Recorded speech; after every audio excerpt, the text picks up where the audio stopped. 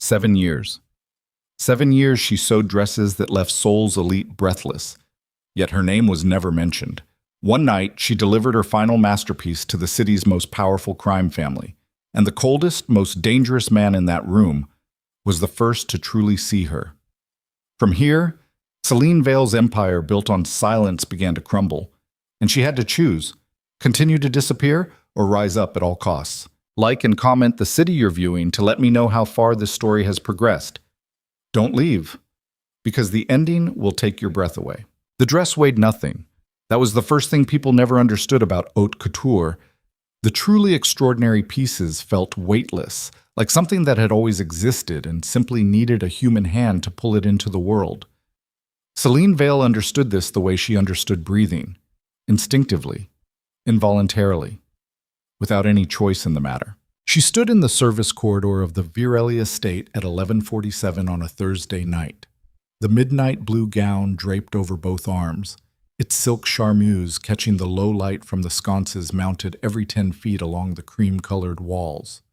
The corridor smelled like beeswax and old money, the kind of money that didn't announce itself because it didn't have to, the kind that simply existed, dense and immovable, the way granite existed inside mountains. Selene's feet hurt. She'd been standing in the same pair of ankle boots for 14 hours, sketching at 7 in the morning, cutting fabric at 10, hand-finishing the interior seam work through the afternoon, then the car ride across 3 districts of Seoul to deliver a gown that would be photographed on a body not her own, worn to an event she would never be invited to, credited to a name that was not hers.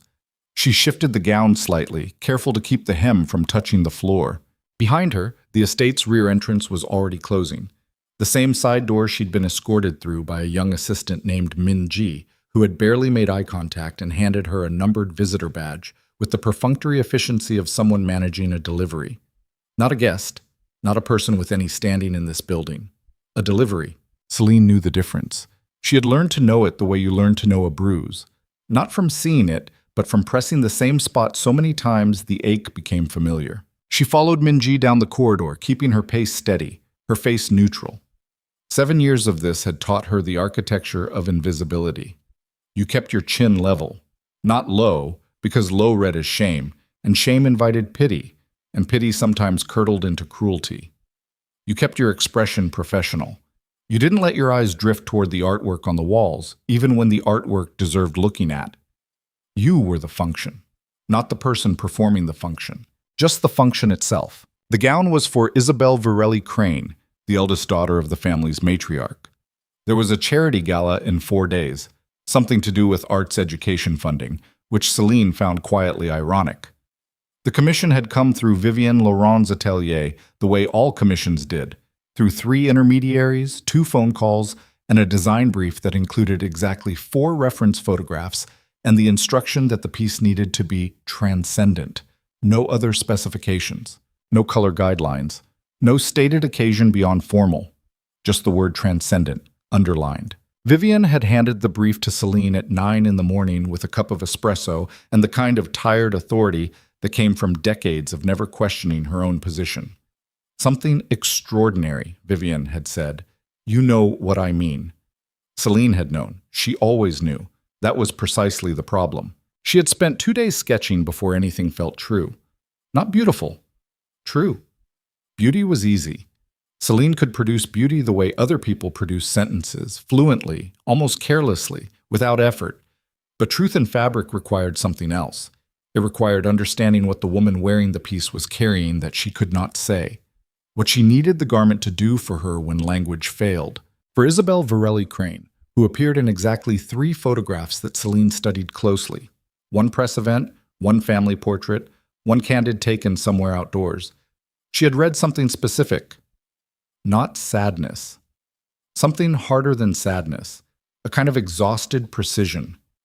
The look of someone who had been performing composure for so long that the performance had become indistinguishable from the person.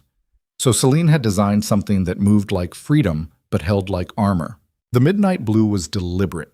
Not navy, midnight, which was different, which contained the suggestion of something waiting on the other side of darkness rather than simply the absence of light.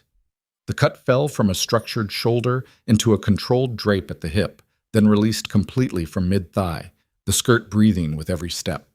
The interior seam work was a cage, 43 individual seams, each hand-finished, that created an inner structure so precise the gown would hold its silhouette, whether the wearer moved or stood completely still.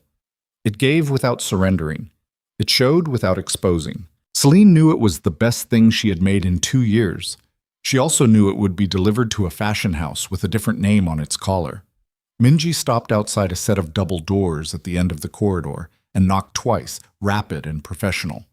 A voice from inside responded immediately. The doors opened inward. The room was a dressing salon, mirrors on 3 walls, a raised platform at the center, track lighting angled to eliminate shadow. 2 women Selene didn't recognize stood to the left, assistants probably, or stylists. An older woman in reading glasses sat in a chair to the right with a tablet in her hand, scrolling through something with the focused disinterest of someone reviewing quarterly financials. And then there was a man. He was standing near the far wall, slightly apart from everyone else, like a piece of furniture that had been placed in exactly the right position to make the room feel unbalanced in a way you couldn't immediately identify. He wasn't doing anything obvious. He wasn't speaking or gesturing or commanding the space. He was simply standing with his jacket on and his hands loose at his sides, watching the door open. Selene noticed him the way you notice a shift in air pressure before a storm, not through sight exactly, through something your body registers before your mind catches up. Lucien Virelli. She knew the name. Anyone who had spent significant time in Seoul's luxury industry and paid any attention to the undercurrents knew the name. The Virelli family ran legitimate business operations across fashion investment, commercial real estate, and hospitality, a portfolio that looked impeccable in daylight and that no serious investigative journalist had ever successfully penetrated, which told its own story. Lucien was the heir in operational terms, which meant he was the one who ran things while his mother, Serafina, held court over the family's social architecture. He was younger than the profile photographs suggested, 32, maybe 33. The photographs had given him a harder face, but in person the hardness was more specific, concentrated in the stillness of him, in the way his attention worked. He looked at things like he was reading them, not appreciating. Reading. He was reading Selene now. She kept her expression professional. She crossed the room to the platform, began the careful process of handing off the gown to one of the assistants, explaining the hanging protocols, the storage temperature requirements, the specific instruction that the gown should not be steamed under any circumstances but misted only if necessary. The older woman with the tablet asked 3 questions in the flat, clipped tone of someone who delegated all sentiment to other departments. Selene answered each one without hesitation. The assistants received the gown with appropriate care. Selene was already calculating the angle back to the door when his voice crossed the room. Who designed it? Not a question. The syntax was declarative, the inflection barely curved upward at the end. He was looking directly at her. The older woman glanced up from the tablet. One of the assistants went very still. Selene held the pause for exactly the length of time that was not quite hesitation. It came from Vivienne Laurent's atelier. She kept her voice even. Informational. No color in it. That's not what I asked. He hadn't moved, hadn't changed his posture or his expression, just held the same position against the far wall with his hands loose and his eyes doing that reading thing. The older woman set the tablet face down against her knee. Selene could feel the weight of the room recalibrating. Something had shifted in the atmosphere, and she wasn't sure what it was, or why it had shifted, or what the correct response was. And she had spent 7 years becoming expert at reading rooms like this one, and she still couldn't locate the exit from this particular moment. I'm the delivery representative for the... You keep touching the seam, he said. Right side, interior panel. You've done it 4 times since you walked through the door. A short pause. People who deliver things don't do that. People who made the thing do that. The silence in the room was total. Selene did not touch the seam again. She became acutely aware of her hands and placed them at her sides with a deliberateness that felt, she was certain, completely transparent to the man reading her from across the room. I'll let the atelier know the piece was received in good condition, she said. Her voice was steady. She was proud of how steady it was. She left without looking at him again. In the corridor, the beeswax and money smell seemed thicker than it had on the way in. She walked to the service exit at a pace that was not quite hurrying.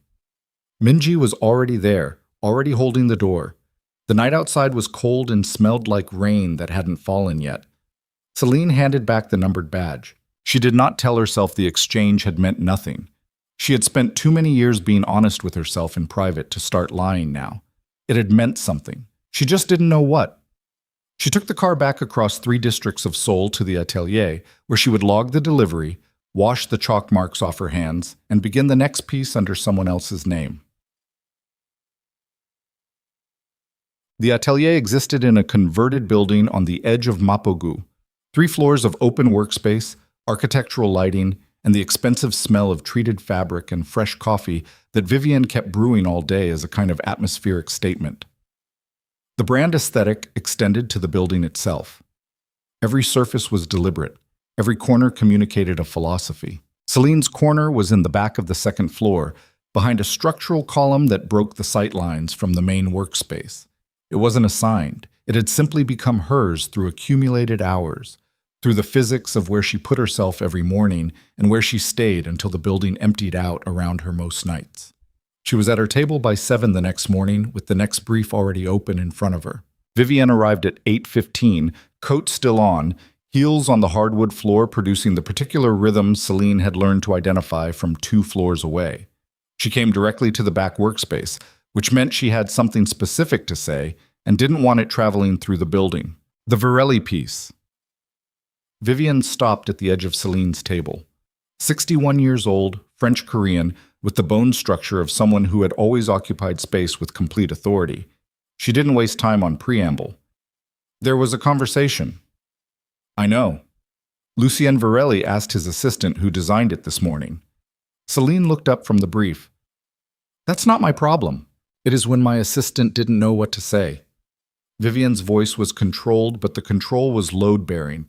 It was holding something underneath it. He pressed. She gave a non-answer. He pressed again. And I need to know what you said to him last night. The question landed in the space between them with a specific weight. Selene considered it for a moment, the architecture of what was actually being asked. Not what happened, what she said. The concern wasn't accuracy, it was containment. I said the piece came from your atelier, Selene said. Exactly that, nothing more. Vivienne looked at her for a long moment. The reading glasses case in her hand made a small sound as her grip adjusted. Good. She started to turn, stopped. He has an eye, Lucien Varelli. You understand what I mean by that? I understand. Then you understand why nothing further is useful. She left the way she'd come, heels on hardwood, rhythm fading toward the stairs. Selene turned back to the brief on her table. Her hands were perfectly still. Odd. The gala invitation was not unexpected, exactly. It was unexpected in the sense that it arrived at the atelier rather than to her personally, addressed to Vivienne and marked for her senior creative staff. It was not unexpected in the sense that Vivienne's firm had an ongoing relationship with the Varelli family's charitable foundation, and these invitations circulated periodically. What was unexpected was that Vivienne gave her one. She did it in passing, 2 days before the event, dropping the envelope on Selene's table without comment and continuing toward the coffee station. Selene turned the envelope over. The paper was heavy. The printing was embossed. Inside, one admission for the annual Varelli Foundation Gala, black tie. Vivienne Laurent Atelier listed as the issuing party. Selene read the dress code twice. Black tie, evening formal. She spent 20 minutes that evening reviewing what that meant for this specific event, cross-referencing the Varelli Foundation's previous galas against the guest profiles that circulated in the fashion trade media. It was a true black tie event. Floor-length gowns, significant jewelry, the kind of formality that required investment. She had exactly one gown she could wear to something like this, and it belonged to the Atelier sample collection, which she was not authorized to borrow for personal use. She went to her wardrobe and looked at what she had with clear eyes. A good blazer, 2 pairs of tailored trousers, 3 silk blouses that photographed well. Nothing that constituted evening formal by the standard the Varelli Foundation maintained. She messaged Vivian that night asking about atelier sample borrowing for the event. Vivian's response came back in 11 minutes. 3 words. Not this time. Selene put her phone face down on the table. She went anyway. Poet. She wore what she had. Dark wash jeans pressed to a clean line, a white button-down, tucked, the collar open 2 buttons. Her good ankle boots, not heeled, not fashion-forward, just well-made and clean. Her natural hair pulled back loosely. Small gold earrings that had belonged to her grandmother and were the only jewelry she owned that she'd never considered selling even during the 2 worst financial years of her life. She knew how she would look. She had calculated it precisely, and she went anyway, because she had been handed an invitation and she intended to use it. The Varelli estate from the front was a different building than the service entrance suggested. 3 wings of glass and stone lit from below against the night sky, grounds that extended past what streetlight illuminated, a receiving line that moved with the curated efficiency of a well-funded event.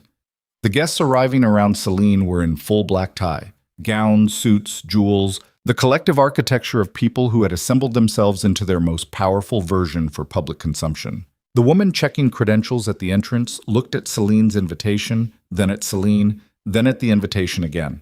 Not long enough to be an explicit question, long enough to be a comment.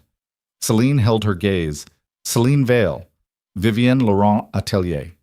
The woman returned the invitation without further comment, and a staff member materialized to escort her inside. The main ballroom was extraordinary in the specific way that rooms constructed by people with limitless resources and trained aesthetic instincts were extraordinary, not spectacular, but precise. Crystal lighting that produced warmth without drama. Circular arrangements of people that allowed for flow and interception. A string quartet somewhere she couldn't immediately locate, producing music that was present without being demanding. The moment she cleared the entrance threshold, she understood. The room was black tie, uniformly without exception, from every direction she could see, and she was in jeans. The nearest cluster of guests, 4 women in a conversation orbit, registered her in the way that socially calibrated people registered anomalies. A collective microadjustment, a small reconfiguration of awareness. Not staring, noting. Selene kept walking. She took a glass of water from a passing tray because she needed something in her hands. She found a position near the interior windows with a clear sightline to most of the room and the specific focused stillness she had developed over 7 years of occupying spaces where she was tolerated but not welcomed. She had been there approximately 11 minutes when the room shifted. It was the same phenomenon she'd experienced in the dressing salon, a recalibration of collective attention that moved through the space before her eyes could locate the cause. She tracked it, found it. Lucien Varelli had entered from the far side of the room. He was wearing black tie with the ease of someone for whom clothing was simply a function of context, and he was moving with the quiet, directional certainty of a man who always knew where he was going in any room he entered.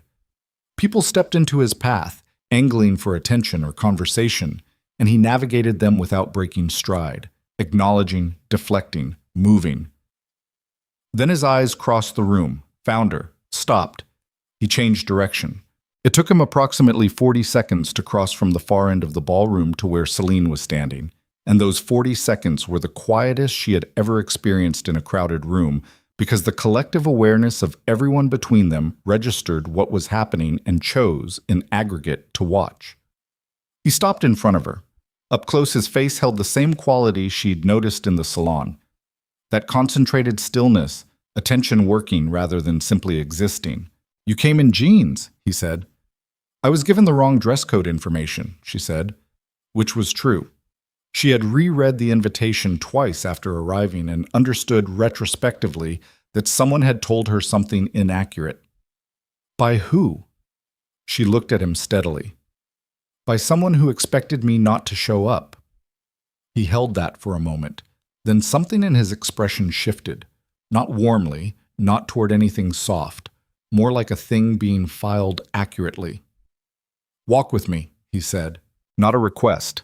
The syntax was wrong for a request, but she walked with him anyway, across the room, with the full weight of souls attending elite watching every step.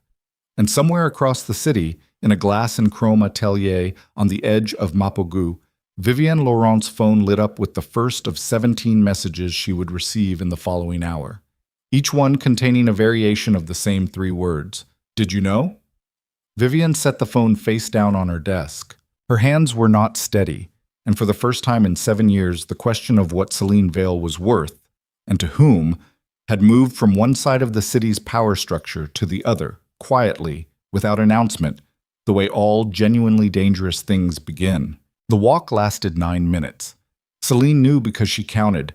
It was a habit she'd developed somewhere in the middle of her 3rd year at the atelier, quantifying the duration of uncomfortable situations the way a diver quantifies depth as a means of knowing when the surface was coming, of confirming that the thing she was enduring had a measurable end. Lucien moved through the ballroom with the particular authority of someone who understood that space was a resource and crowds were a variable, not an obstacle. He didn't push. He simply moved with a certainty that caused people to adjust around him the way water adjusts around a stone dropped into it. Selene walked beside him. Not behind, not ahead, beside. And she kept her spine straight and her chin level and her glass of water in her left hand because she needed her hands to be doing something that was not shaking. People watched. She felt it the way you feel heat from a direction you're not looking at. Some of the watching was curiosity. Some of it was the specific subspecies of attention that well-dressed people in expensive rooms paid to anyone who violated the dress code of the space, a taxonomy she'd experienced before, that mix of superiority and fascination, the instinct to identify the irregularity and determine its significance. What she had not experienced before was what happened to that watching when Selene Vale was standing next to the irregularity. It changed the calculation. She could see it happening in real time across the faces of people they passed, the moment of classification, the recognition of Lucien's proximity, the immediate recalculation of what her presence meant. She was no longer an anomaly. She was something with context, and the context was one of the most powerful names in the room. She didn't know how she felt about that. He led her to a side terrace off the main ballroom, glass doors that opened onto a narrow stone balcony overlooking the estate's water garden. The temperature outside was 6 degrees colder than the ballroom. Her white button-down was not designed for this, and she registered the cold the way she registered most physical discomfort, acknowledged it, filed it, continued. Lucien turned and leaned against the stone railing with his back to the garden, facing her. The light from inside fell through the glass doors behind her, which meant she could see his face clearly, and he was probably reading her in silhouette. She filed that too. "Tell me something true," he said. "That's not a question." "No." He waited. Selene looked at him steadily. The cold was working its way through her shirt now, settling between her shoulder blades. "I designed the dress." "I know." "Then why ask?" "I didn't ask that." He tilted his head slightly. "I asked for something true." She calculated the distance between honesty and exposure and decided, with the specific recklessness of someone who had been careful for 7 years and was exhausted by it, to close it. "I've designed everything that's left your atelier with Vivienne Laurent's name on it for 4 years. Before that, I designed under 2 other houses. Different names on the collar, same hands making the thing." She kept her voice even. "Informational. That's the industry. It's not a secret. It's just not discussed. And you're fine with that." "I didn't say I was fine with it. You've stayed." Staying and being fine with something are different things. She shifted her weight. The cold was settling into her calves now. People stay in situations they're not fine with because the alternative is uncertainty. And uncertainty is a specific kind of fear that most people don't have language for. He looked at her for a moment. "What's your language for it?" "I call it starting over with nothing." Her voice stayed flat. "Which I've done twice. It's not romantic. It's mostly just exhausting." A sound from inside the ballroom a burst of collective laughter, the kind produced by a speaker hitting the right note at a podium, moved through the glass doors between them and the crowd. Lucien didn't turn toward it. "My mother wants to meet you," he said. The sentence arrived without preamble, and Selene took a moment to process what it actually contained. Not, "We'd like to discuss a commission." Not, "The foundation is interested in a collaboration." His mother. Serafina Varelli, who did not attend meetings casually, who did not express interest in people without specific architectural intent. Why? Selena said. Because she watched you walk across that ballroom in jeans and not flinch. The corner of his mouth moved, not quite a smile, more the shadow of one. And because she's been wearing your work for 4 years without knowing whose hands made it. Selene said nothing. Tuesday, he said, 11 in the morning. I'll send the address. He pushed off the railing and moved back toward the glass doors, stopped with one hand on the frame. The dress code will be accurate this time. He went back inside. Selene stood on the stone balcony in the cold for another 2 minutes, looking at the water garden below. Black water, geometric channels, the kind of landscape design that was about control rather than beauty. She finished her water. The glass was cold against her fingers. Then she went back in too. Done. Vivian's call came at 7:12 the following morning. Selene was already at her table. She'd been there since 6.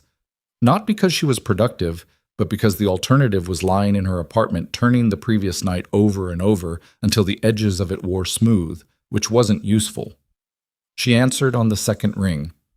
My office. Vivian's voice carried no greeting. Now. The office was on the 3rd floor, a different aesthetic from the workshop spaces below, more deliberate, more curated. A desk that was more sculpture than furniture. Built-in shelving that held awards and select archive pieces under glass. A single window facing east that Vivian positioned herself against when she wanted the light to work in her favor, which was most of the time. She was behind the desk when Selene arrived, not positioned at the window. That told Selene something. Close the door. Selene closed it. 17 people messaged me last night. Vivian set her reading glasses on the desk with more precision than the action required. 17. Do you understand what 17 people messaging me at a gala means? It means something visible happened. It means Lucian Varelli walked you across his family's ballroom in front of every significant contact I have in this city. The controlled quality of Vivian's voice was doing the same load-bearing work it had done the day before, holding something under the surface that was larger and less composed than the voice above it. Do you know how long I have managed that relationship? Do you have any idea what the Varelli account represents in terms of... He asked me who designed the gown. Selene kept her voice level. I told him it came from your atelier. I gave him nothing specific. He didn't need specific. He has eyes. Vivian stood, moved to the window. Against the eastern light, her silhouette was precise and controlled, which was the effect she was going for. What did he say to you on the terrace? He said his mother wanted a meeting. The silence that followed had a specific texture. Not surprise. Vivian was too controlled for visible surprise. Something else. A calculation happening behind her eyes that she was not choosing to share. You will not take that meeting, Vivian said. That's not a decision you make. Vivian turned from the window. The light was no longer behind her, and her face was fully readable now, and what was on it was not anger exactly, but the precursor to anger, the thing that anger grew out of. Something that looked almost like fear if you knew what to look for. You are under contract, Selene. An NDA that is thorough and current and enforceable. You have no independent... I know what my contract says. Selene had read it 6 times in the past year. She knew its architecture the way she knew seam structures. I also know what it doesn't say. Don't. What does it not say, Vivian? Out loud. Say it. The silence stretched. The building made a small sound. The ventilation system cycling, nothing more. Somewhere downstairs, the first of the day's staff was arriving. Selene could hear the distant percussion of the ground floor door. You will not take that meeting, Vivian repeated. Each word separated, weighted, the same control from before, but tighter now. Whatever they've offered or implied, you won't survive it alone. You don't have the resources, the contacts, the legal infrastructure. You are one person without backing, without an established name, without... I'm aware of what I don't have. Then be aware of what you stand to lose. Vivian moved back to the desk, put her glasses on, picked up her phone, which meant the conversation was being terminated from her end. Tuesday's deliverable is the Marchetti Commission. I need the trial completed by noon. Selene left. On the stairs between the 3rd and 2nd floor, she pressed her palm flat against the wall and breathed for 10 seconds. Counted them. Then she went to her table and opened the Marchetti file. She made the appointment for Tuesday anyway. Sus. The address Lucien sent was not the estate. It was a private residence in Yongsan-gu, a building with no visible signage, accessed through a lobby that required a staff escort and produced no ambient noise from the street outside. The silence was the expensive kind, the kind you had to pay for. Serafina Varelli was waiting in a room that was nothing like the estate's formal architecture. Comfortable without being casual. A low table with tea things, 2 chairs, a window overlooking a private courtyard where something green and living grew in disciplined rows. She was smaller than her public photographs suggested. Compact, precise, with the same quality of concentrated stillness Selene had recognized in Lucien, though in Serafina it had decades more refinement behind it. She was 70 or close to it. She looked like someone who had made a decision around 50 to stop managing anyone's perception of her age and had discovered, in doing so, a kind of freedom that made her more formidable rather than less. She gestured at the second chair. "Sit." Selene sat. Serafina poured tea with the unhurried efficiency of someone for whom the ritual was genuine rather than performative. She set a cup in front of Selene and held her own and looked at her with the direct, undecorated assessment of a woman who had spent 50 years reading people for a living. "The midnight blue gown," she said. "It's the finest thing I've seen produced under Vivienne Laurent's name in 4 years. Thank you." "Don't thank me for that. I said under Vivienne's name, both of us know whose hands made it." She drank from her cup, set it down. "How long?" No ambiguity in the question. Selene answered it straight. 7 years total, 4 at the atelier. Before that, 2 houses, different arrangements. And before that, "I came to Seoul from Chicago with a design school degree, $40,000 in student debt, and the very specific arrogance of someone who doesn't yet understand what the industry actually is." A short pause. The arrogance left.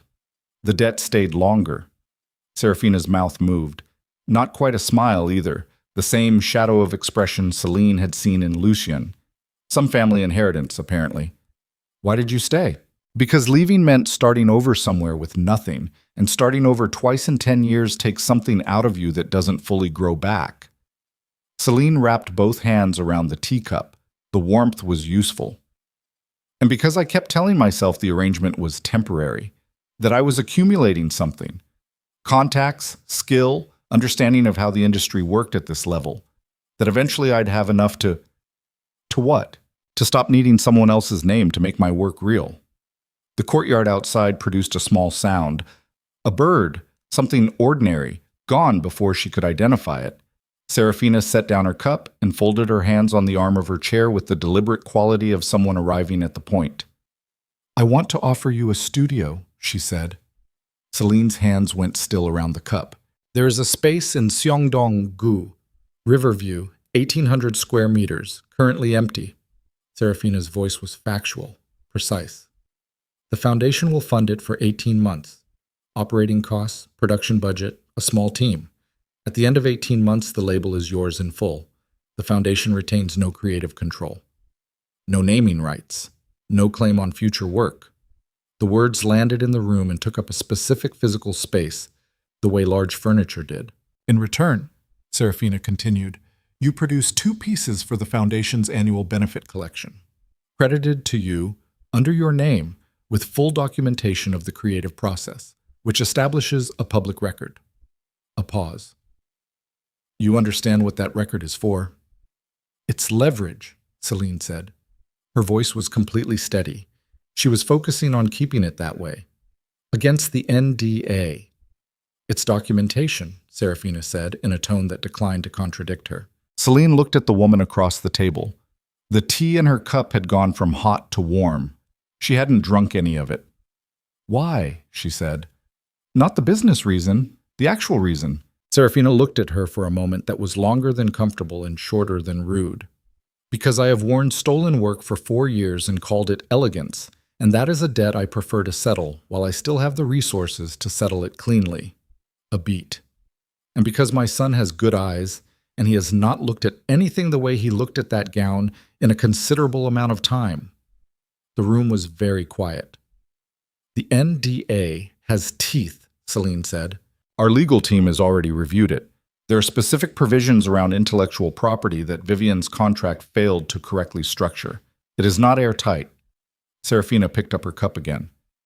Nothing built on theft ever is. Selene sat with that for a moment. I need to think, she said. Of course. Serafina said it the way people said things that were true but didn't constitute agreement.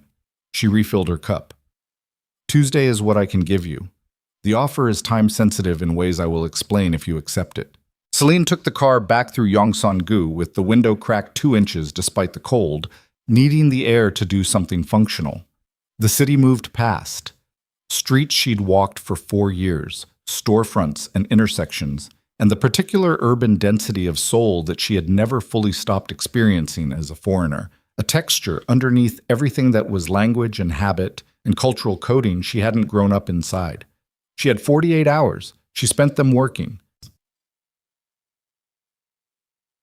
The message arrived Thursday at 4 a.m., which was when it was designed to arrive. Not because the sender didn't have her daytime contact information, because 4 a.m. was a specific kind of weapon. It went to her personal phone, not the atelier line, which meant someone had sourced the number through channels that were not the atelier's official directory. The message was 11 words. Leave Korea before you become a problem that can't be solved. No sender identification. A number that returned no results when she searched it. She stared at the screen for a moment in the dark of her apartment, the city's ambient glow coming through the curtains at the edges, everything quiet. Then she screenshotted it, saved it to 2 locations, and went back to the sketch she'd been working on at her kitchen table since 1 a.m. She did not sleep. By 7, she was at the atelier, at her table, when the first of the other staff arrived. She worked through the morning on the Marchetti Commission with the focused mechanical efficiency she could produce when her mind needed something to do with itself other than process fear. The toil came together in 4 hours. It was technically flawless and completely uninspired, and she didn't care because it wasn't hers. At 11:30, Vivian appeared at the table with the particular posture of someone who had received a piece of information and was deciding how to deploy it. You took the meeting, she said. Not a question. Yes, Selene said. She didn't look up from the toil. And I'm thinking, the quality of silence from Vivian's direction shifted. Selene had learned to read Vivian's silences the way she read fabric under tension, by the weight of them, by where they pulled. This one pulled towards something she hadn't heard before, closer to actual fear than the controlled version. Selene. Her voice dropped in register, which was unusual. Vivian did not typically lower her voice for anything less than extraordinary circumstances. Whatever she offered you, you don't understand what you'd be stepping into. The Virelli family's business is not. My contract's IP provisions are structurally flawed. Selene looked up, met Vivian's eyes directly. You know that. Your lawyer knows that. Which means the NDA is less solid than you've let me believe for 4 years. Vivian's jaw tightened, the smallest movement, almost imperceptible. Selene caught it. I looked it up, Selene said. I should have looked it up years ago. That's on me. She set down the fabric chalk. I'm going to resign. You will not. I'm going to resign, Selene repeated. Same cadence, same volume, and I'm going to do it correctly and with documentation and with legal advice. And we can do this cleanly, or we can do it the other way. But it's happening. Vivian looked at her with something that was, for the first time in Selene's experience of her, not controlled. Raw underneath. Something old and complicated that Selene didn't have full context for. You have no idea, Vivian said quietly, what you're doing. I'm doing something, Selene said. For the first time in 7 years, I am doing something. Vivian left without another word. An hour later, an alert came through on Selene's phone, the news notification service she'd set up to track industry mentions of the atelier. She opened it. A legal filing. Vivian Laurent Atelier versus unnamed defendant, intellectual property and contract dispute. Dated that morning, 40 minutes ago. The unnamed defendant's description matched her exactly. Selene read the filing 3 times. Then she called the only lawyer whose card she'd kept in her wallet for 2 years against the specific possibility of exactly this situation. A contracts attorney named Park Soo-jin, who worked out of a one-room office in Mapogu and had a reputation for being expensive and correct. Park answered on the first ring. I was wondering when you'd call, Park said. You know who I am? I know what you are, Park said. Someone in the creative industry under a badly structured NDA who's been thinking about leaving for longer than is healthy. I get this call about twice a year.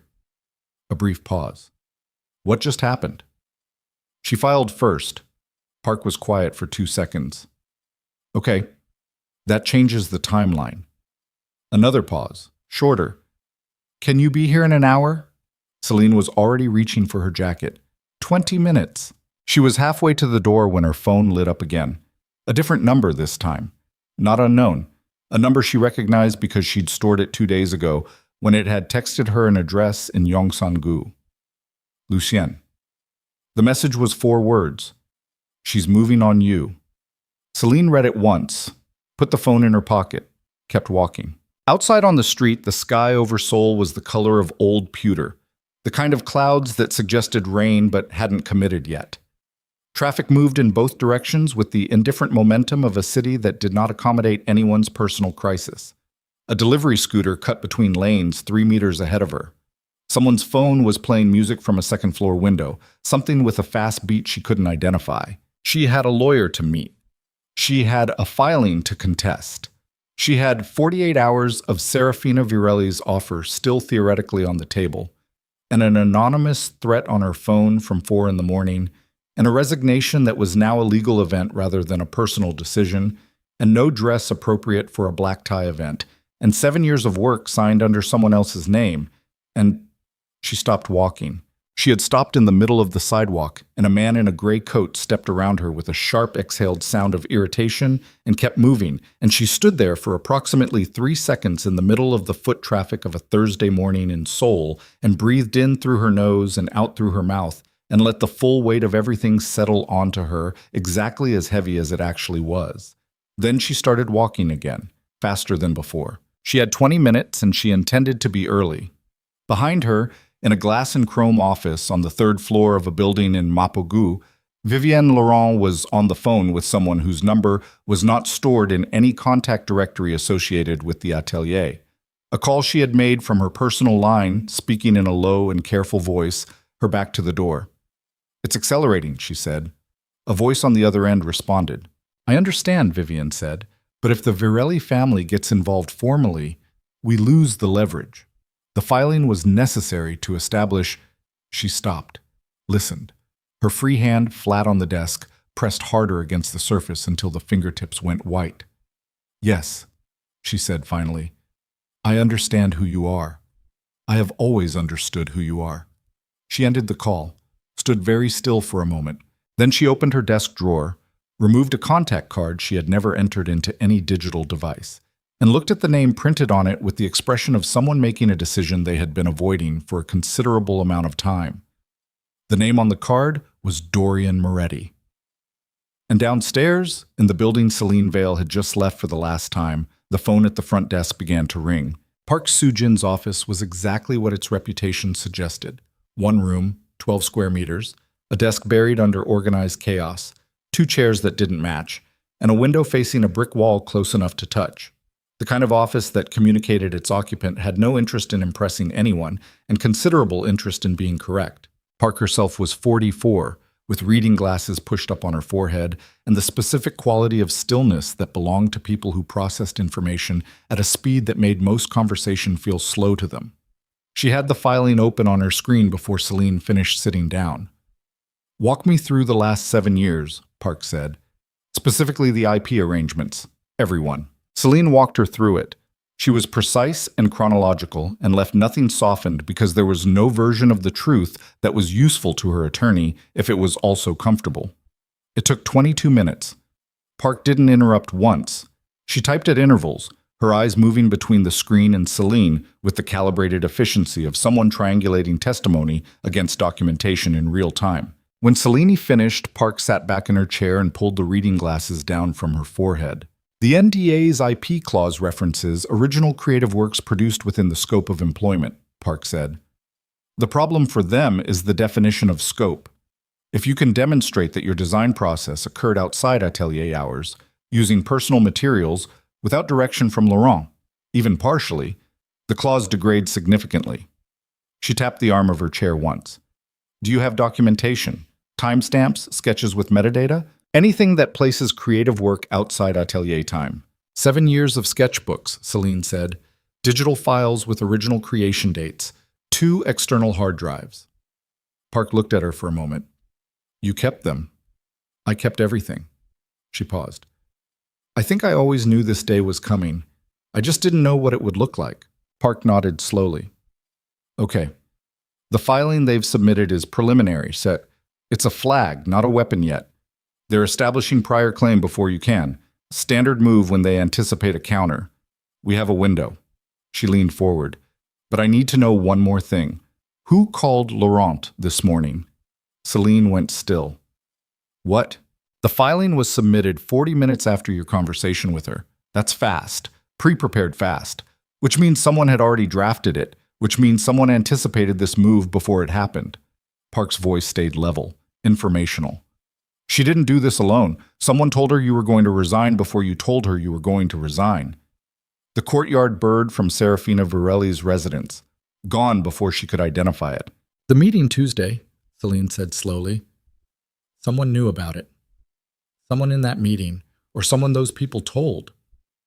Selene thought about the residence in Yongsan-gu, the lobby with no ambient noise, the staff escort, the room with the tea things and the window overlooking the courtyard. She thought about who had been in that meeting, herself, Serafina, and whatever staff had been present in the building. I need to make a call, she said. Park gestured at the room. Use whatever you need. She called Lu Shen. He answered before the second ring. Your message, she said. This morning, she's moving on you. How did you know? A brief silence. The quality of it was not evasion. It was the sound of someone making a decision about how much to say and at what speed. We have visibility into certain communications channels, he said. Dorian Moretti's operational network touches several industries in this city. Fashion investment is one of them. She stood very still. Say that again.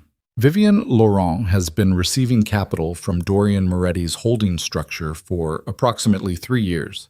His voice was even, the same reading quality from the estate and the gala.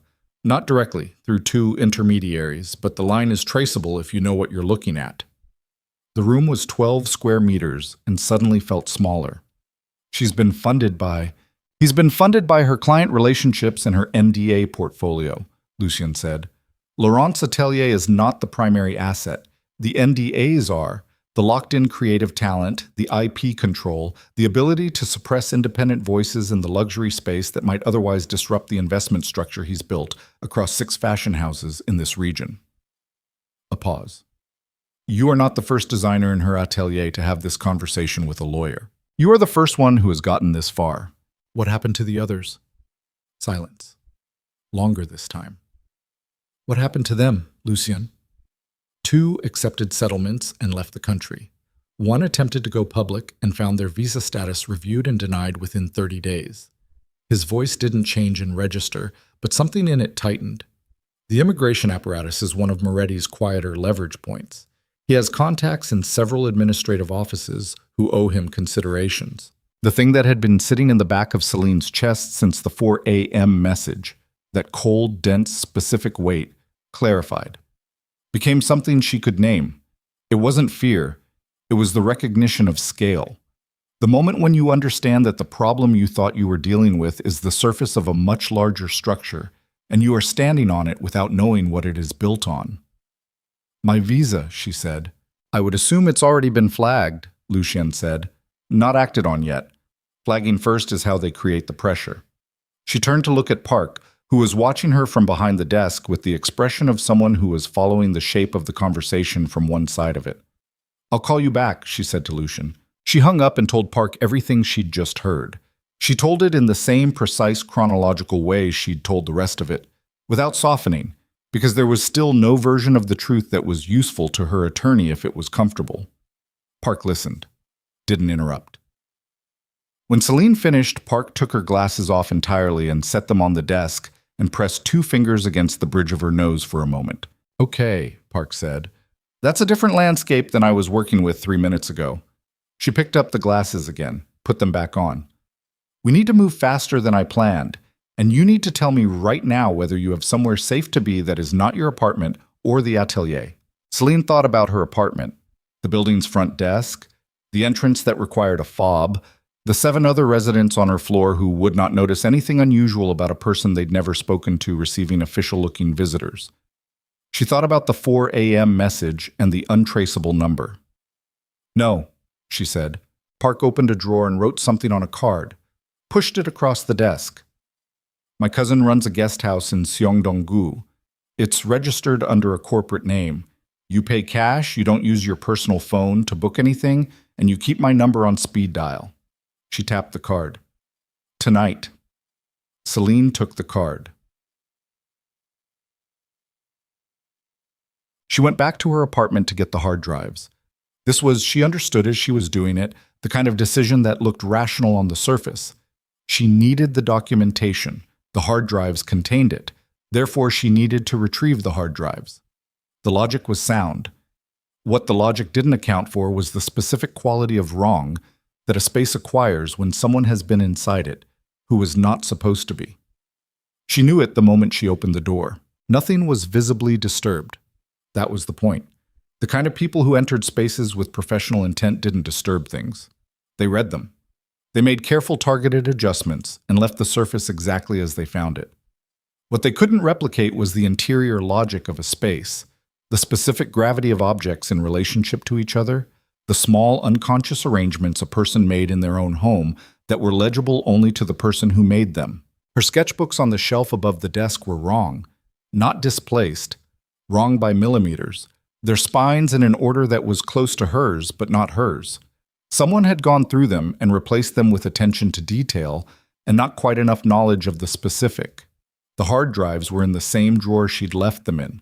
She stood in the middle of her apartment for a moment and did the breathing exercise.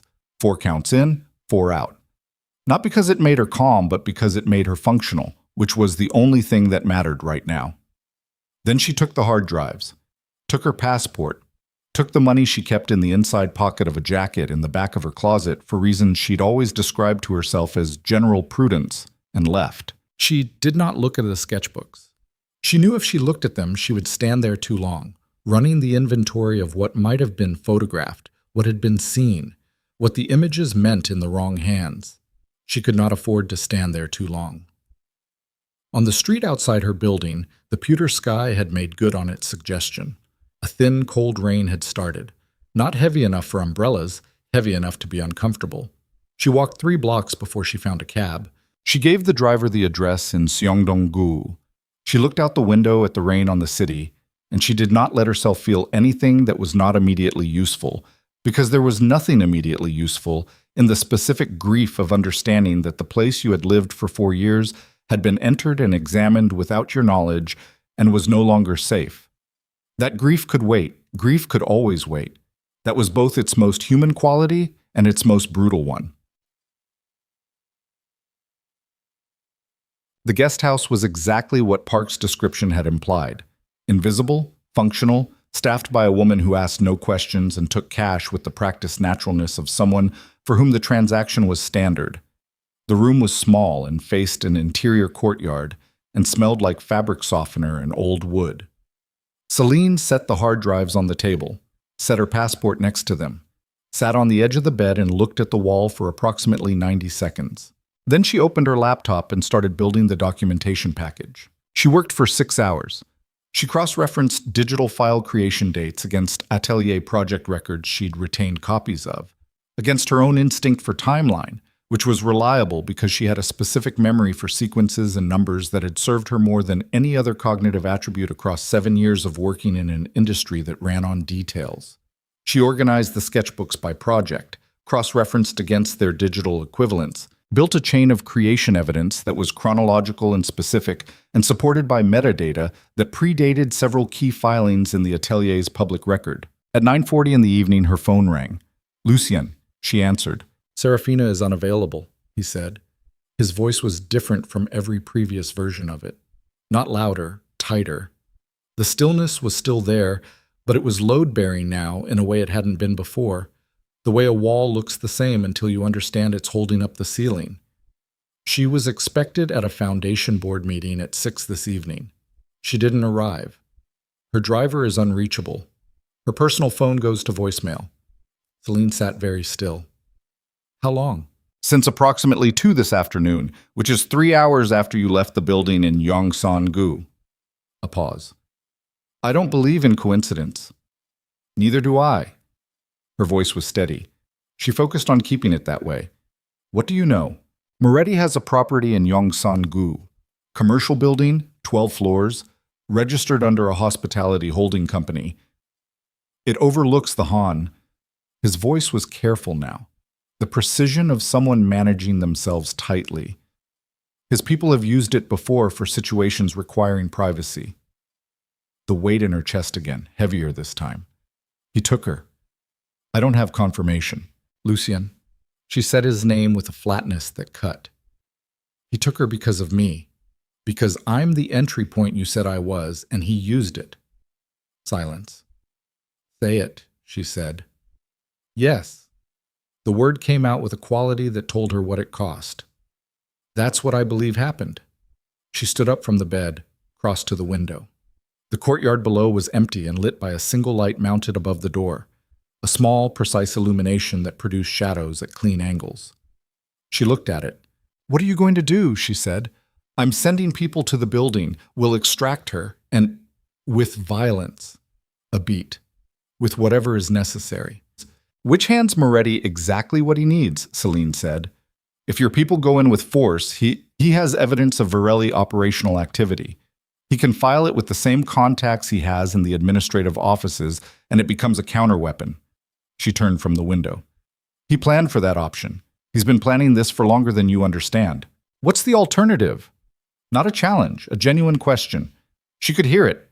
The specific quality of a man who was accustomed to having answers, encountering a situation where his answers had edges. She looked at the documentation package open on her laptop screen, at the hard drives on the table, at her passport next to them, at the lawyer's card with the address of the place she was standing in, which no one was supposed to know. She thought about Serafina Varelli sitting across a low table with tea saying, "Nothing built on theft ever is." She thought about the woman who had offered her 18 months in creative control and her name above the door, now sitting in a building overlooking the Han River because Selene Vale had been brave enough to accept it. She thought about the 4 a.m. message, the sketchbooks on the shelf in the wrong order, the unnamed defendant in the legal filing who was her, exactly her, without requiring a name to make the identification. 7 years of becoming invisible, of folding herself into the space someone else assigned her and breathing quietly and waiting for the moment when leaving would be possible without losing everything. The moment had arrived. It just looked nothing like she'd imagined it. I'll go, she said. The silence from Lucien's end had a specific physical quality, dense. No, I have the documentation package. I have evidence that compromises his financial structure through Laurent's Atelier, the IP chain, the NDA violations, the connection to fashion house suppression that's legally actionable in 3 jurisdictions. She was already moving back to the table, pulling up files, thinking through the sequencing. I go in with a folder and a conversation, not a weapon, not a threat. A business proposition framed as the alternative to public exposure. He has armed people in that building. I know. She stopped. Let that knowledge exist in full rather than at the managed distance she'd been keeping it. Armed. The word was not abstract. It had mass and implication. I know what I'm walking into. You're not walking into anything. I will handle... He used me to get to her, Selene said.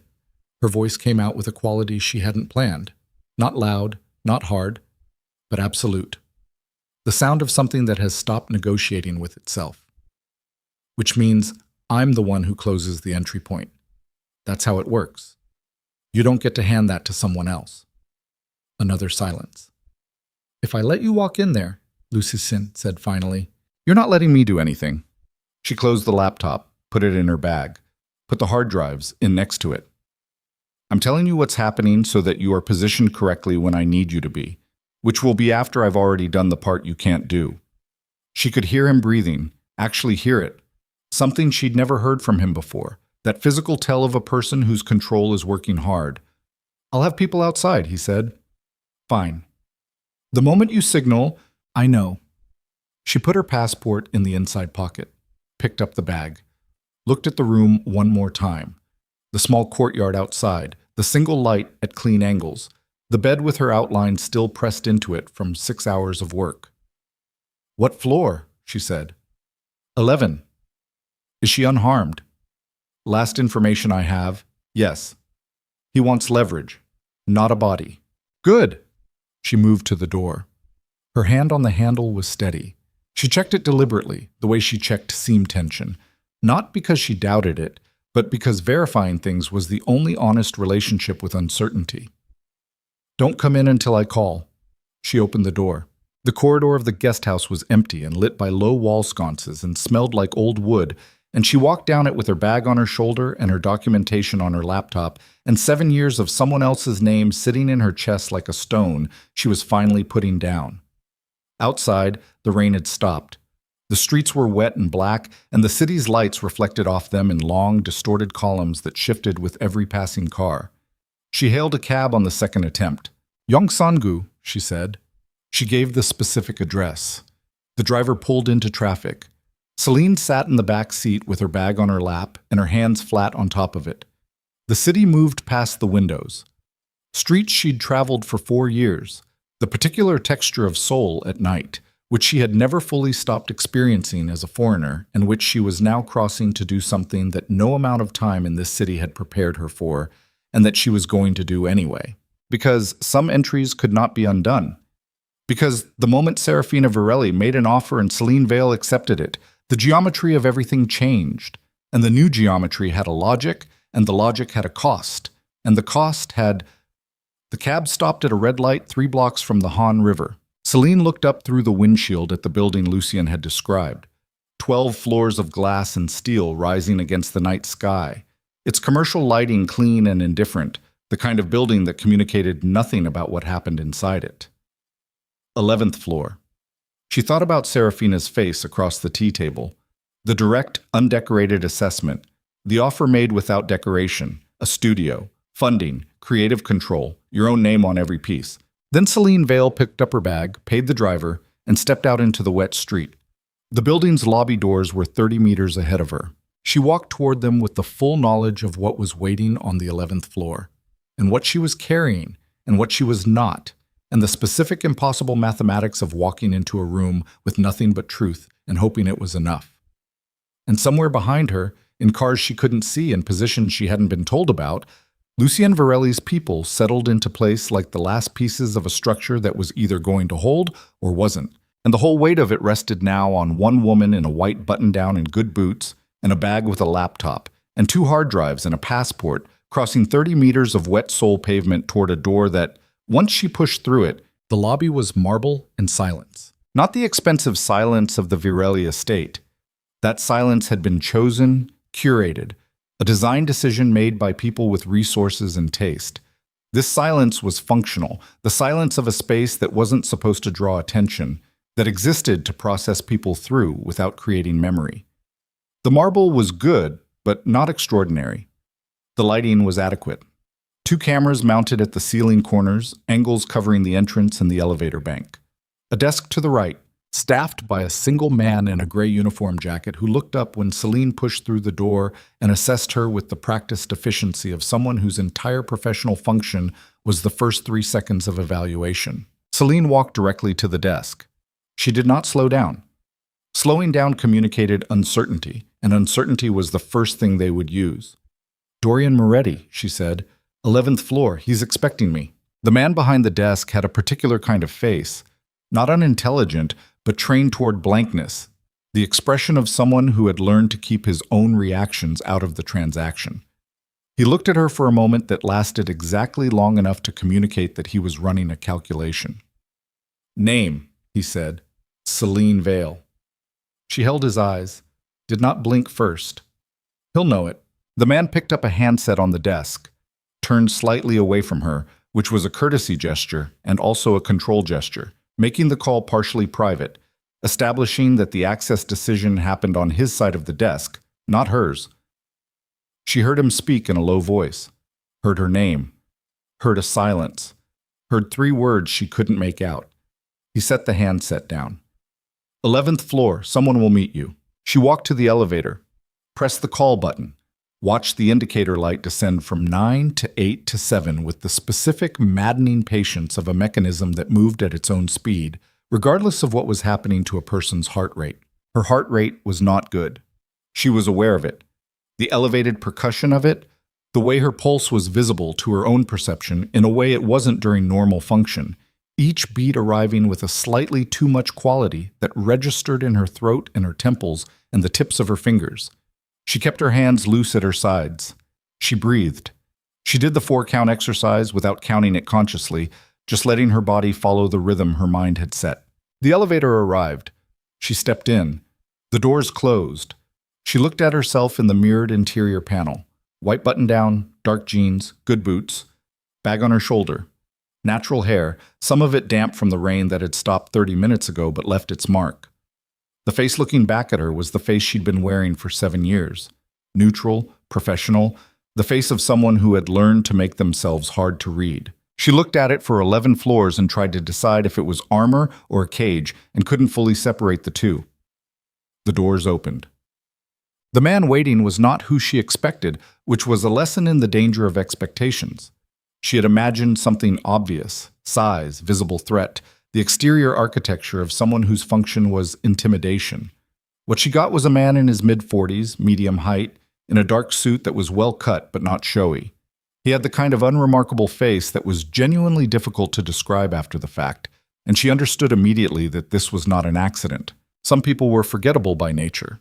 Some people cultivated it with the specific intent of being underestimated. Ms. Vale. He gestured down the corridor. This way. The 11th floor was configured as office space, not open plan, but a series of walled rooms with frosted glass panels that allowed the passage of light without visibility. The corridor was carpeted. The carpet was thick enough to absorb footsteps completely, which meant she couldn't hear herself walking, which meant she couldn't hear anyone else either, and she registered this as a tactical fact and filed it. 3 doors down, the man stopped and knocked twice. A voice from inside. He opened the door and stepped back. Selene walked in. The room was large by office standards, a conference table running most of its length, floor-to-ceiling windows at the far end that looked out over the Han River. At 11 in the evening, the river was a dark, moving plain, with the lights of the opposite bank reflected in long, broken columns across its surface. It was a significant view, the kind you acquired with intent. Selene Vale was seated in a chair against the left wall. Not restrained, seated, with her coat still on and her handbag in her lap and her posture holding the same compact precision it had held across the tea table in Yongsan-gu that morning. She was not physically harmed. She was also not free, which her eyes communicated with absolute clarity the moment they found Selene's. A man stood at the far end of the conference table. Dorian Moretti was 60 or close to it, with the build of someone who had been physically powerful 20 years ago and had let the power condense rather than dissipate. Heavier now, but the heaviness was not softness. Silver hair worn close. A face that had been handsome once and was now something more useful than handsome. Readable as authority, legible as consequence. He wore no jacket. His shirt was open at the collar. He looked like a man in his own space, which was accurate. He looked at her the way Lucien looked at things, reading rather than simply seeing. But the mechanism was different.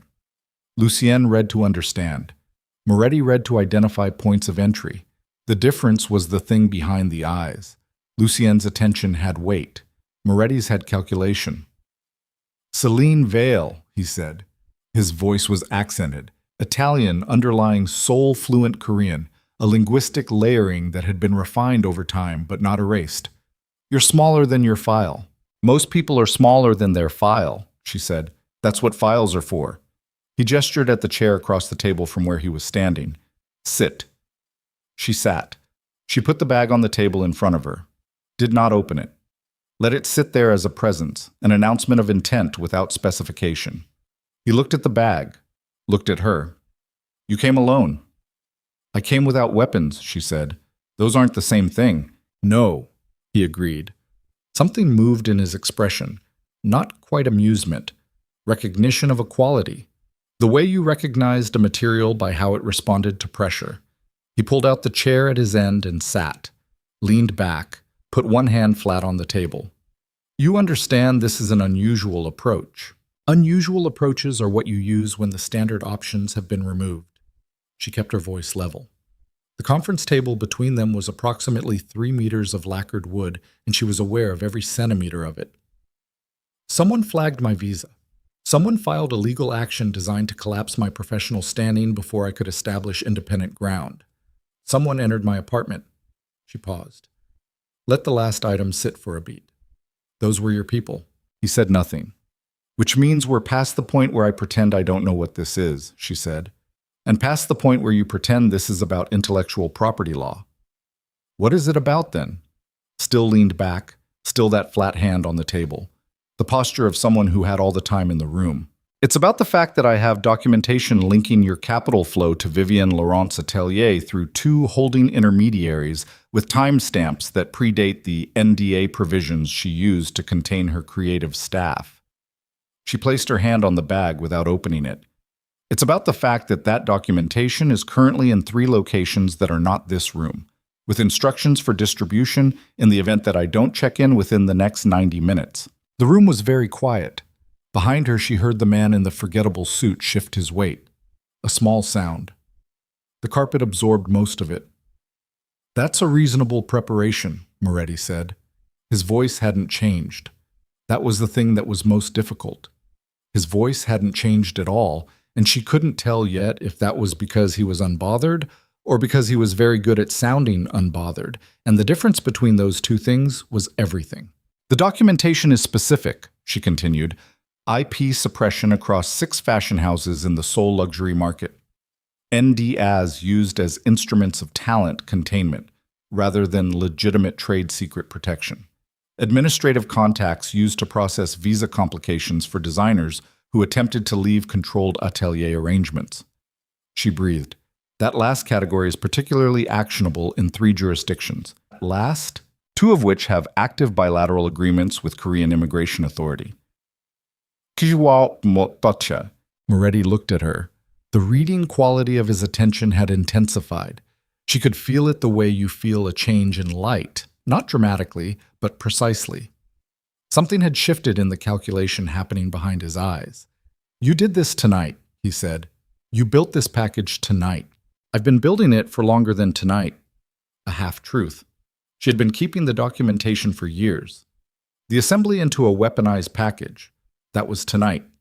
Specifically, 6 hours in a guest house room in Seongdong-gu with her laptop and 2 hard drives, and the specific focused anger of someone who had finally located the actual dimensions of the thing that had been holding her down. What do you want? He said, and there it was. The question.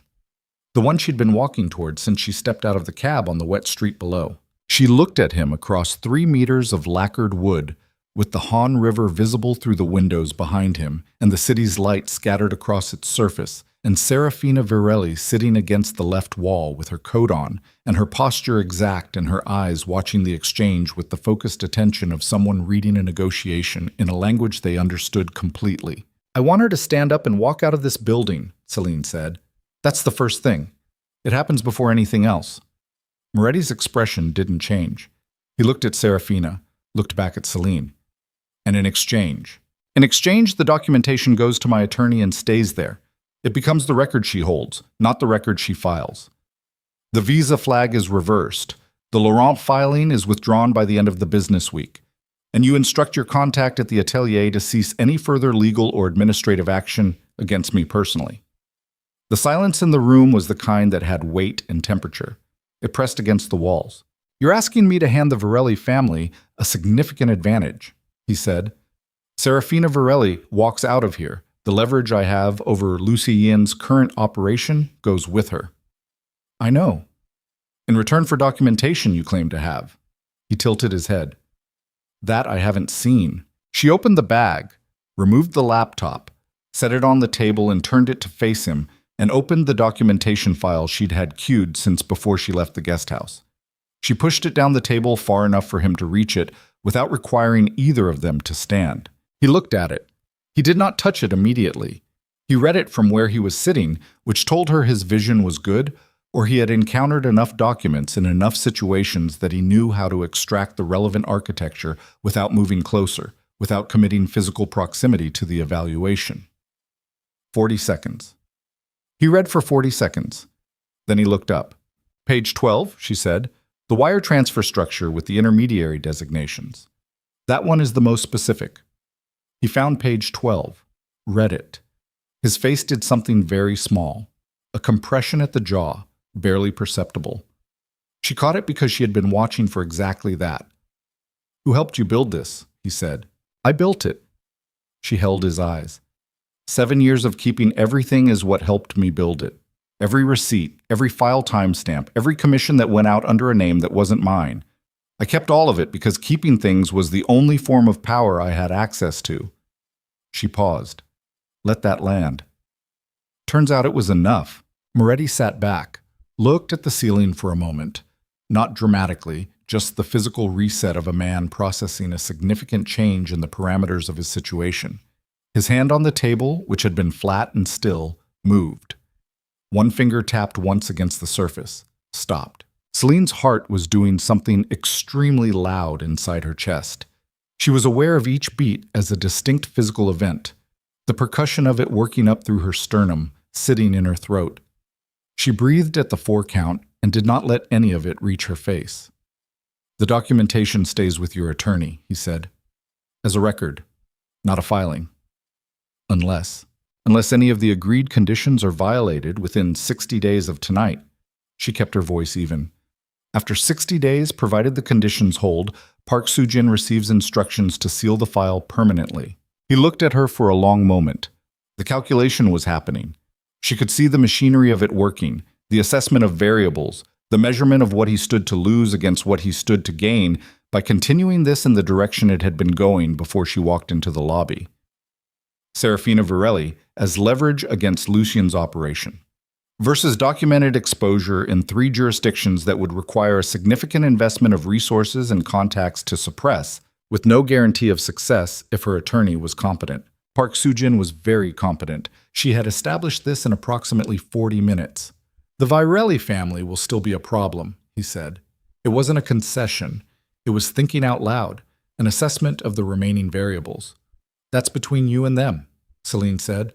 I'm not negotiating on their behalf. I'm negotiating for her exit and my own. He looked at Serafina. Something passed between them. Not warmth, not familiarity, but the acknowledgement of 2 people who had occupied the same power landscape for long enough to have a complex and unresolvable history. Serafina returned the look with the same compact precision she'd held throughout, giving away nothing. Stand up, Moretti said to her. Serafina stood. She walked to the door with the specific controlled pace of someone who understood that speed would communicate fear, and she did not intend to communicate fear in this room or any other. At the door she paused, looked at Selene with an expression that was not gratitude. It was something more complicated than gratitude, something that carried weight and history and an accounting of debt that would not be settled with a single look, but that was being acknowledged now in this doorway. For the record, then she left.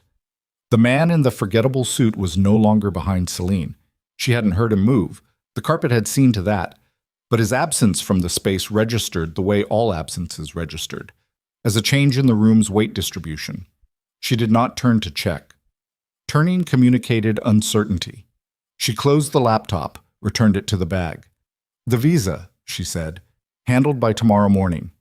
The filing. End of business Friday. He looked at her with something that was not quite respect, but was adjacent to it. The specific quality of attention that one competent adversary paid to another competent adversary when the engagement had resolved without the violence that either of them had been prepared for. You understand this doesn't end the other matter. Between you and the Varelli family. Yes, that's not my problem, she said. And then because she had earned the right to say the true thing, I was never your problem either. I was an entry point you used. When the entry point stops being useful, you move on to the actual conflict. She stood, put the strap of the bag over her shoulder. Move on. He looked at her, said nothing. She walked to the door.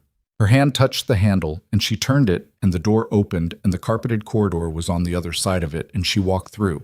Her legs were shaking. She discovered this about 4 steps into the corridor, a fine, deep tremor in her thighs that had nothing to do with weakness and everything to do with the body's honest accounting of what it had just been asked to do. She kept walking. The shaking was internal. Her pace was steady. These could coexist. They had to coexist. At the elevator, she pressed the button and waited and breathed, and the shaking worked its way up through her core and into her hands. And she let it happen because fighting it would have cost more than it was worth, and she needed everything she had left for the next 4 minutes. The elevator arrived. She stepped in.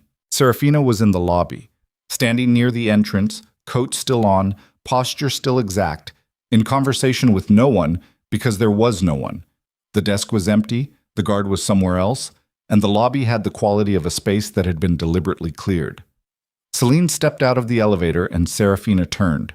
They looked at each other across the marble lobby of a building that had no signage, and asked no questions and accommodated situations that other buildings were not designed for. And for a moment neither of them said anything. And the silence between them was not the loaded silence of the conference room above them or the managed silence of the Yongsan-gu residence that morning. It was something simpler. The silence of 2 people who had been in the same room while something significant happened, and who were both, right now, on the other side of it. "Your documentation," Serafina said. Her voice was the same, controlled, precise, the architecture of a woman who had rebuilt her composure in whatever time she'd had since leaving the conference room. "Did you actually have 3 distribution locations?" Selene met her eyes. "No." A pause. "1. My attorney." She paused. "And a secondary contact she established this afternoon. So, technically 2, but the 90-minute window was accurate." Serafina looked at her for a moment. Something moved in her face. Subtle, almost entirely suppressed, but there.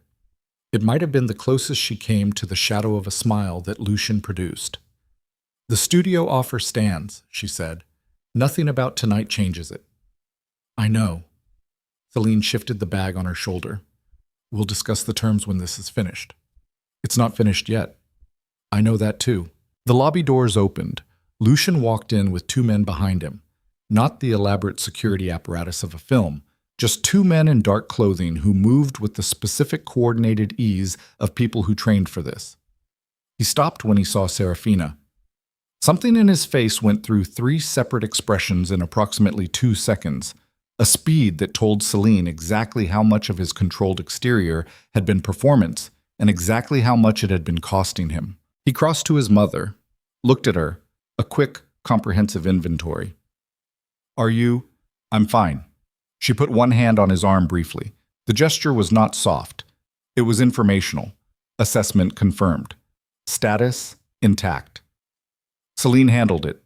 He turned to Selene. She was standing 6 feet away with her bag on her shoulder and the deep tremor still working through her legs and the accumulated weight of every decision made in the last 18 hours sitting in her chest like a stone that was getting heavier, not lighter, now that the immediate necessity of action had passed and her body was beginning to process what the action had required. He looked at her the way he'd looked at the gown in the dressing salon.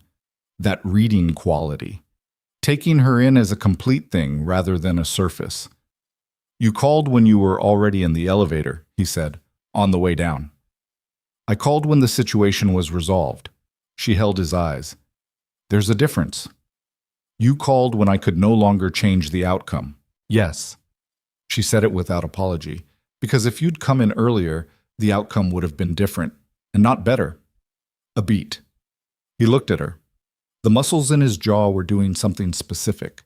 She could see the tension there, the careful, managed quality of a man who was processing something difficult and choosing not to let it surface as the thing it actually was. "He'll regroup," Lucien said. His voice was back to even. The controlled version. "The agreement holds for the conditions you specified. After 60 days, he's your problem after 60 days," she said. "Tonight I solved my problem. You work on yours. Our problems are the same problem." Tonight they weren't. She shifted the bag again. Her shoulder was aching. The weight of the laptop and the hard drives and the hours of carrying them had settled into the joint with the patient specificity of physical accumulation. "I need to sit down somewhere that isn't this building." Lucien's jaw muscle released.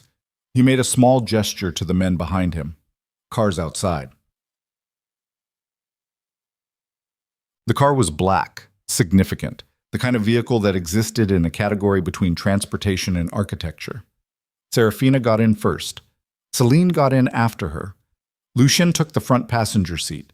The two men got in a separate vehicle that pulled out ahead of them as they left the building. Nobody spoke for approximately 4 minutes. The city moved past the windows with its usual indifferent momentum. Traffic, streetlights, the peripheral flash of storefronts and pedestrians, and the particular density of Seoul at night, which did not modulate itself for anyone's personal circumstances. It simply moved. Selene looked out the window and let herself feel the shaking that was still happening in her legs, deeper now, a bone-level exhaustion that she recognized from the 2 worst periods of her life as the body's version of a bill coming due. You borrowed against your reserves when you had to. The debt collected later, with interest, in the form of a tremor that started in your thighs and worked its way up. The apartment is compromised, Lucien said from the front seat. I know. She didn't look away from the window. The guest house location may also be known by now. I assumed. There's space at... I'm not staying at your family's property.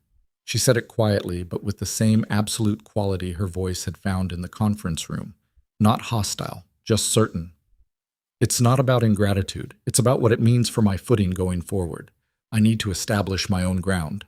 A silence from the front seat. Then, understood. Park Soo-jin, she said. Can your people confirm her location is secure? Already done, Lucien said. She was moved to a secondary office when the filing came through. Standard precaution in situations involving Moretti's network. Park had known this was a possibility. Park had said, I was wondering when you'd call when Selene phoned her from the atelier. Park had a secondary office. She had been expecting this for longer than this afternoon. Selene filed that, let the implications of it settle. The Laurent filing, she said. We have a counter-brief prepared that our legal team has been building for... He paused, made a small sound that might have been something self-contained working its way through a very tight exit.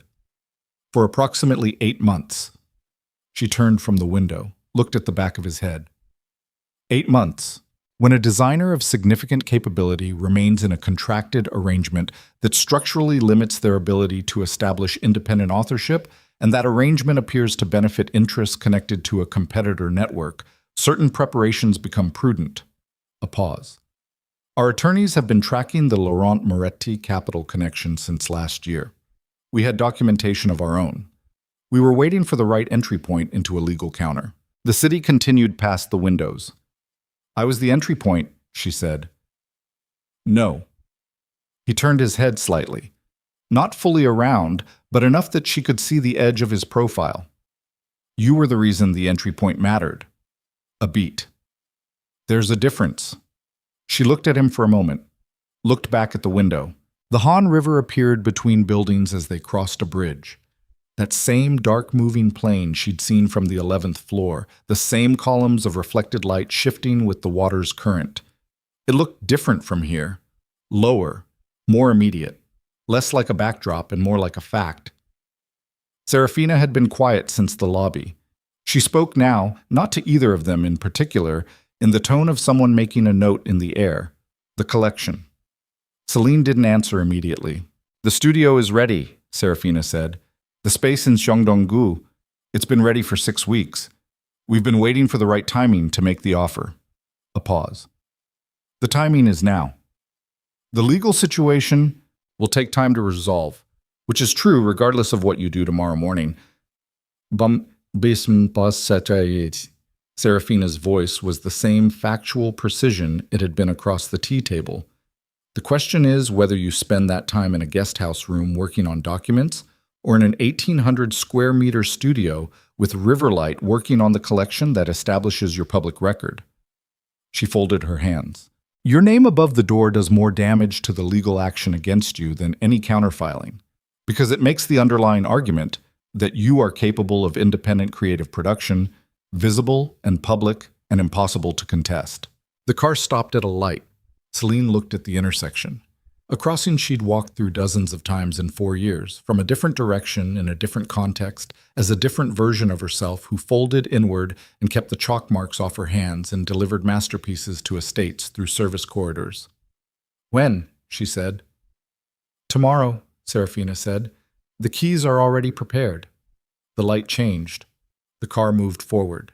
Selene turned back to the window. Her legs had stopped shaking, not because the exhaustion had passed, but because something had replaced it. Not adrenaline. That was gone. Something slower. Something that took up room in a different way. Heavier, more permanent. The specific weight of a decision landing in the body after the mind has already made it. She had walked into a building on the Han River with a bag and a folder, and 7 years of accumulated evidence and the terrifying particular courage of someone with nothing left to protect but the thing she actually was. And she had come out the other side with Serafina Vale walking in front of her, and an agreement that was fragile and temporary and dependent on variables she couldn't fully control. It was not a victory.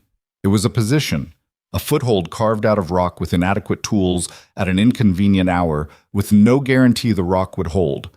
But it was hers. Her phone lit up. A message from Park Soo-jin. Filing response submitted. We have the IP chain documented. Tomorrow, we talk. She typed back. Tomorrow. Put the phone in her pocket. Outside, Seoul moved past in its thousands of lights. The river behind them now. The city opening up ahead. The streets becoming familiar in that specific way that places become familiar when you've survived something in them and they don't know it and you do. The car pulled up to a hotel. Not the guest house, somewhere different. Somewhere Lu Shen had apparently decided on while she'd been looking out the window. He stepped out and opened the rear door. "One night," he said. "Tomorrow we move you to the studio.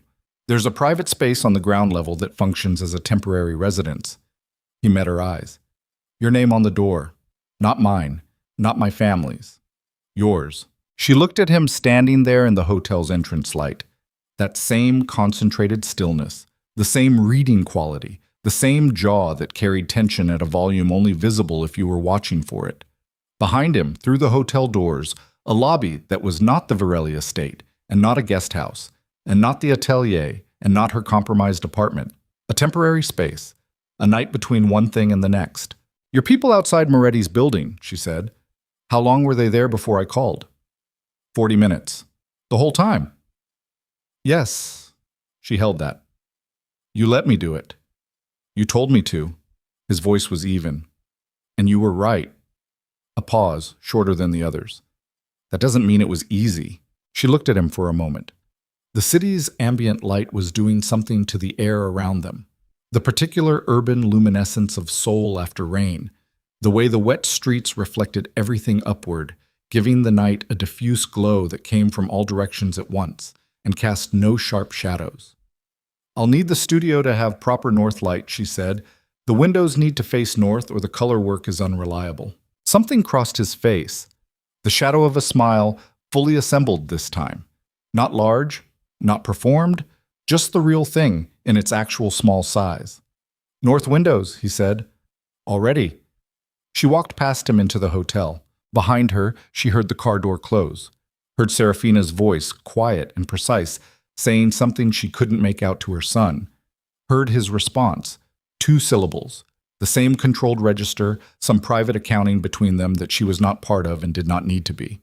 In the elevator, alone, she finally let it arrive. All of it. The whole accumulated weight of what the day had been. Not in pieces. All at once. The 4 a.m. message and the sketchbooks in the wrong order and Park's mismatched chairs and Vivian's jaw tightening and the conference room and Moretti's reading eyes and the flat hand on the table and Serafina standing and walking and the lobby and the car and the river and... She pressed her back against the elevator wall and breathed. Counted. 4 in. 4 out. The tremor was back in her legs. She let it happen. Didn't fight it. Stood against the wall with her bag on the floor and her eyes closed and her body doing what bodies did when they'd been pushed past their intended operating parameters and needed to process the debt. The elevator stopped at the 7th floor. She picked up the bag, opened her eyes. The corridor was quiet and carpeted and lit by the kind of wall sconces that were designed to produce warmth rather than drama, and her room was at the end of it, and inside the room there was a surface to put the hard drives on and a window and a bed. She walked toward it.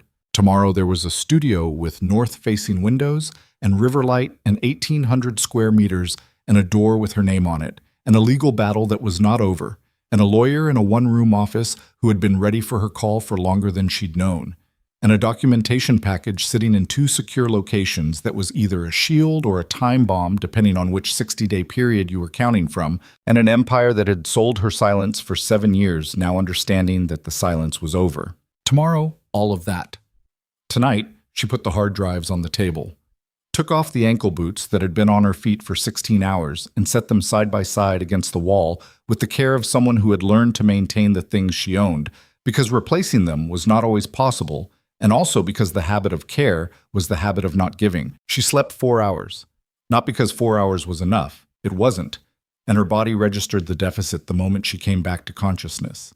A dull heaviness behind the eyes and in the joint of her right shoulder where the bag had been sitting for 16 hours. But 4 hours was what the night contained between the moment she stopped moving and the moment her phone lit up with Park Soo-jin's name at 6:47 in the morning. She answered before the second ring. Vivian withdrew the filing, Park said.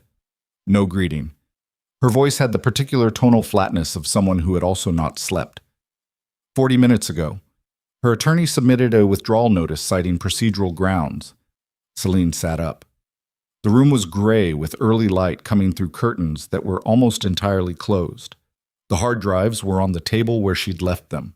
The ankle boots were side by side against the wall. That's faster than the agreement specified. It means she was already moving to withdraw before you reached the agreement last night. Park paused. Which means she received instruction before you walked into that building. The filing was a pressure tool, not a genuine legal action. She knew she couldn't sustain it. Selene processed this. Moretti told her to file, and then told her to stand down when the negotiation shifted. Park's voice was even, factual, the voice of someone laying out a structure, which confirms the capital relationship in a way that is additionally useful to us. Her attorney's submission timestamp is 4 hours before yours would have been, if you'd had to file a counter. She jumped before she was pushed. A brief pause. That tells us something about how much she trusted Moretti's protection. Not very much, Selene said. Not enough to absorb a real legal fight, Park said. I need you in my office at 9. We have the IP documentation to formalize, and there are 3 commercial registrations that need to be filed before the end of business today if the studio timeline holds. I'll be there at 8:30. She ended the call, sat in the gray light for a moment with her feet on the floor and her hands in her lap. The bone-level exhaustion from last night was still present, but had changed character overnight, less acute, more diffuse. The body's version of aftermath, the processing that happened while you slept and the accounting that waited when you woke. She went to the window, opened the curtains. Seoul was in the early state of a spring morning, the light coming from a low angle, pale and slightly gold, not yet committing to the warmth it would build to by midday. The streets below were in the first hour of serious traffic, delivery vehicles, early commuters, the city beginning to generate the momentum that would carry it through the next 16 hours. It looked exactly like it had every other morning she'd stood at a window in this city and watched it start. It looked completely different. She understood this was not the city that had changed. Park's office at 8:30 had a different atmosphere than it had carried the day before. The organized chaos of the desk was the same. The mismatched chairs were the same. But Park herself had the focused forward quality of someone who had identified the path and was now walking it rather than searching for it. And the 2 coffee cups on the desk communicated that she had expected Selene at this time or earlier. The first hour was technical. Selene provided the documentation architecture she'd built in the guest house. The full package, all of it, walked through in sequence with Park asking precise questions at specific intervals and building a parallel structure on her own screen in real time. The IP chain was sound. The timestamp evidence was sound. The capital connection documentation that linked Moretti's holding structure to Laurent's atelier was the strongest element, specific, verifiable, with enough corroborating data points that contesting it would require significant resources and produce uncertain outcomes. The visa flag, Selene said when they'd finished the documentation review. Park checked her screen. Reverse this morning. Your status is clean. I have the confirmation here. She turned the monitor slightly so Selene could see it. Official letterhead, a case number, a timestamp from 7:14 a.m. Selene looked at it for a moment. Something in her chest released. A specific tension she had been carrying since Lucian had said the word flagged on the phone 2 nights ago, and she had understood what it meant. The particular vulnerability of being a foreign national in a city where someone with administrative contacts had decided to use that vulnerability as a tool. She had not let herself feel the full weight of it until this moment, seeing the reversal in writing, the timestamp confirming it was done. "Okay," she said. Her voice was level, nothing visible on the surface. Park was watching her with the specific, non-invasive attention of someone who understood what the document meant and chose not to make it a larger moment than it needed to be. "Commercial registration," she said, and turned back to her screen. They spent the next 40 minutes on the studio's formal legal structure. Selene Vale Creative, LLC, registered in Seoul with the operating address in Seongdong-gu, Seoul directorship, full creative and commercial control, no external governance provisions. Park worked through it with the methodical efficiency of someone who had done this before. Not this exact situation, but the category of it. The establishing of independent ground after a period of controlled suppression. "The Serafina Virelli arrangement," Park said at one point. "The 18-month funding structure. I need to review the terms before you sign anything." "I know." "The foundation retaining no creative control. I want that in specific language, not general. Specific means enumerated, every category of decision that is yours and not subject to consultation." "Agreed." "And a clean exit provision at month 18, full transfer of assets including any work produced during the funding period." She offered that. "People offer things in conversations," Park said, in the tone of someone who had spent 20 years watching verbal agreements dissolve on contact with reality. "I want it in writing in specific language." She typed something. "I'll draft a counter provision for the Foundation's attorney to review. It should take 3 days." Selene thought about Serafina sitting against the wall in Moretti's conference room with her coat on and her posture exact. The way she had stood when Moretti said to stand. The way she had walked to the door with no urgency and no performance. The way she had looked at Selene in the doorway with that complicated, weighted expression that was not gratitude and contained more history than one night could account for. "She'll sign it," Selene said. "I believe you," Park said. "I still want it in writing." The studio was real. She had known it was real, had been told the address, had been given the timing, had processed it as a fact the way she'd processed every fact from the last 48 hours, with the focused efficiency of someone operating in a situation that did not allow for normal emotional response time. But knowing a thing and standing inside it were different processes, and she understood this when the car dropped her at the Seongdong-gu address at 11:15 in the morning, and she stood on the pavement looking up at the building. 4 floors. A converted industrial structure. The kind that had been a manufacturing space in a previous decade and had been gutted and rebuilt, retaining the bones of the original and replacing the interior. The exterior showed its history. Raw concrete on the lower sections, clean glass above, the particular aesthetic of a building that had decided to be honest about what it was rather than covering it. The keys were waiting with the building manager on the ground floor, an older man named Cho who handled the handover with professional brevity, walking her through the entry system and the utility controls and the freight elevator that accessed the upper floors, and then leaving her alone, which was exactly what she needed. She took the stairs. The studio was on the 2nd and 3rd floors, a double-height space connected by an open interior staircase with the structural ceiling exposed above and clean concrete floors below, and the windows running the length of the north-facing wall in a continuous plane of glass that admitted a light so even and unwavering that she stood in front of it for approximately 30 seconds before she was able to move. North Light. He had said already when she'd named it as a requirement, standing outside the hotel with the wet streets behind them. And he had been right. The light in this room was what light was supposed to be when you were working with color. Not dramatic, not angled, not performing, just true.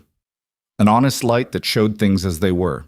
The space was empty except for 2 workbenches that had been placed near the windows, a rack system along the eastern wall, and a large cutting table positioned at the center of the upper floor. Someone had thought about how a designer moved through a workspace and had set these up accordingly. Not finished, not presumptuous.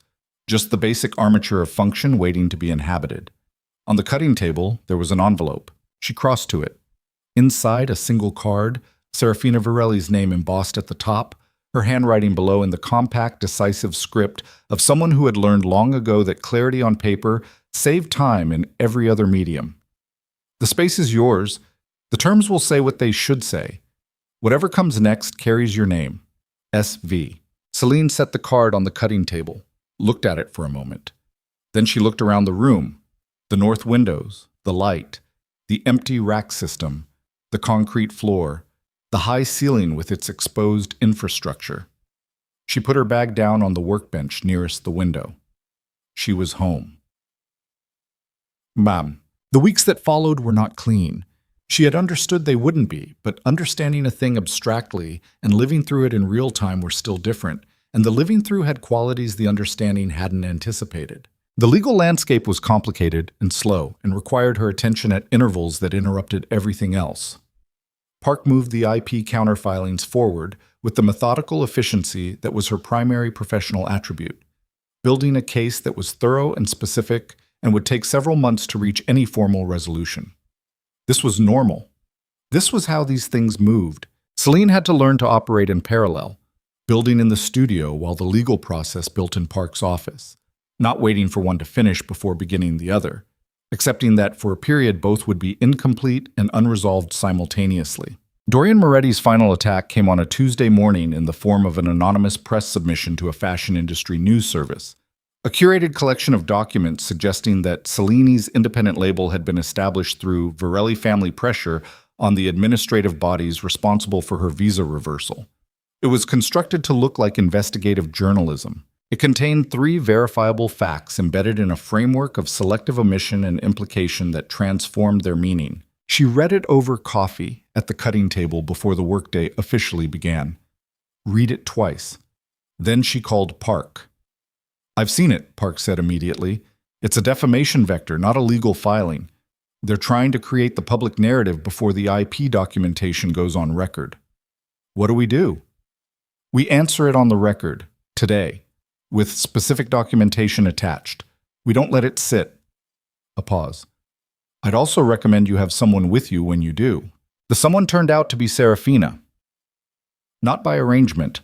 Serafina called 20 minutes after the submission went public, which meant she had monitoring in place that tracked these things in real time, which was a fact Selene filed and chose not to find unsettling. The conversation was brief and direct. A joint public statement, Serafina Varelli's foundation alongside Selene Vale Creative, attaching 3 documents from the IP package as public record. "This exposes more of our hand than I'd like at this stage," Selene said. "It ends the narrative before it establishes," Serafina said, "which is worth more than the tactical advantage of waiting." A pause. "He's running out of moves.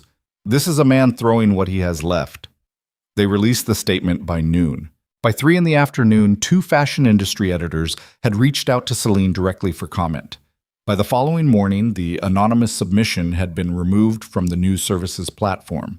By the end of the week, the first of Vivienne Laurent's major luxury investors had issued a quiet notice of review. Not a collapse, a crack. But cracks were where everything started. She did not see Lucien for 11 days. This was not accidental. She understood that and did not pretend otherwise. The 11 days were a deliberate construction on both their parts, a space in which the immediate crisis had passed, and the next thing had not yet been named, and both of them were apparently people who needed that unnamed space to have its own duration before anything moved into it. He appeared on the 11th day at the studio door at 6 in the evening, which was past the point when anyone else was there. The small team she'd assembled, 2 assistants and a pattern cutter, had left at 5:30.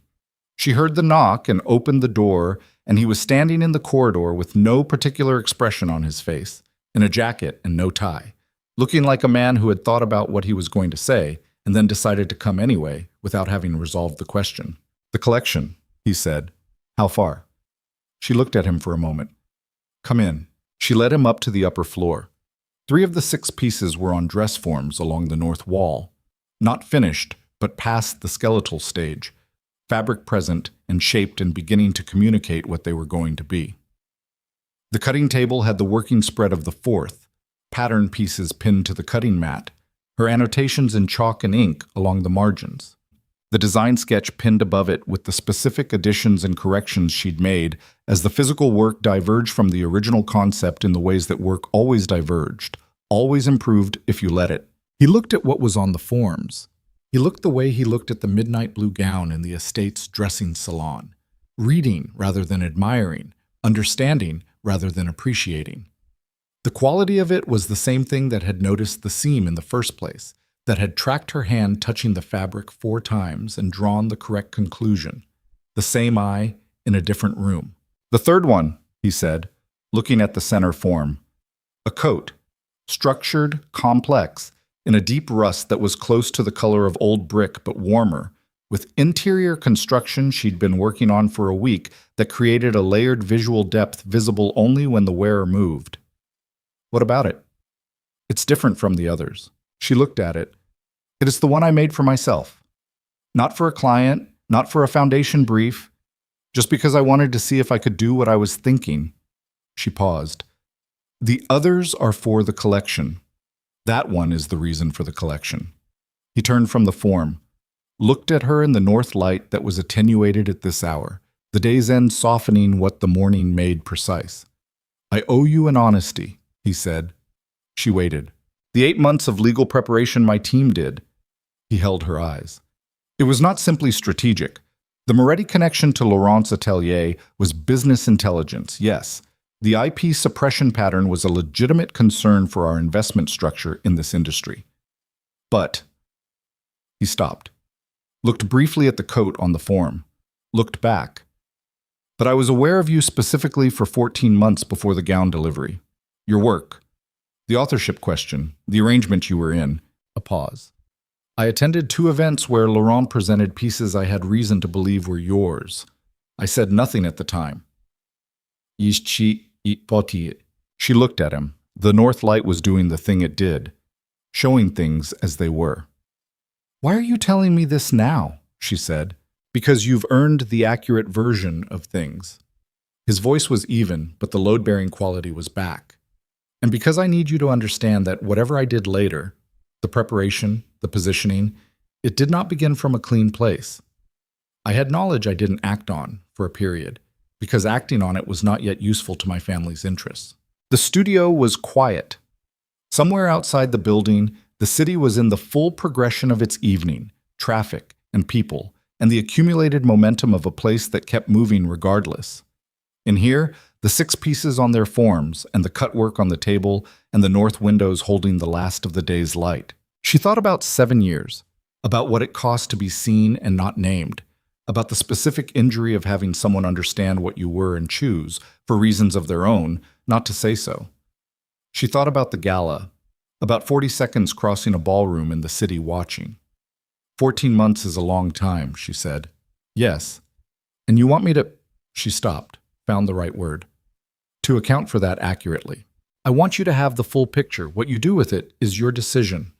She looked at him for a moment.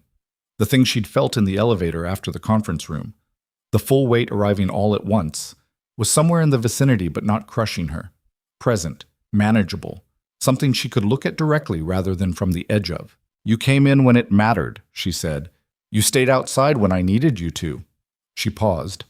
People are not consistent. They fail at intervals and show up at others. What I weigh is the net. She looked at the code on the form. 14 months versus what came after. That's the math I'm doing. He said nothing. I haven't finished the math yet, she said. Not as a closing, as a truth. I know. He looked at the coat, looked back at her. Is there anything the studio needs? She almost smiled. The specific restraint of the question, its return to practical ground after the exposed territory they'd just crossed, was the most honest thing he could have offered.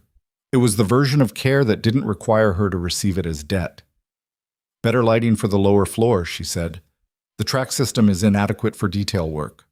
I'll send someone tomorrow. Send me the spec, and I'll tell them what I need. She picked up a chalk marker from the cutting table. I know what I need better than whoever you'd send. The shadow of a smile. Real, small, present. Okay, he left the same way he'd arrived, Without announcement, without theater, crossing the studio floor and taking the stairs with the quiet, directional certainty she'd first noticed in the estate ballroom, the quality of a man who always knew where he was going. She heard the ground floor door open and close. She stood in the north light for a moment. Then she went back to work. Vivienne Laurent did not fight the IP resolution. This was the thing Selene had not fully predicted. She had expected resistance, had braced for the protracted legal engagement that Park had prepared for, had calibrated herself to absorb months of attrition. What happened instead was quieter, and in some ways, harder to process. Vivienne accepted the terms in the fourth week.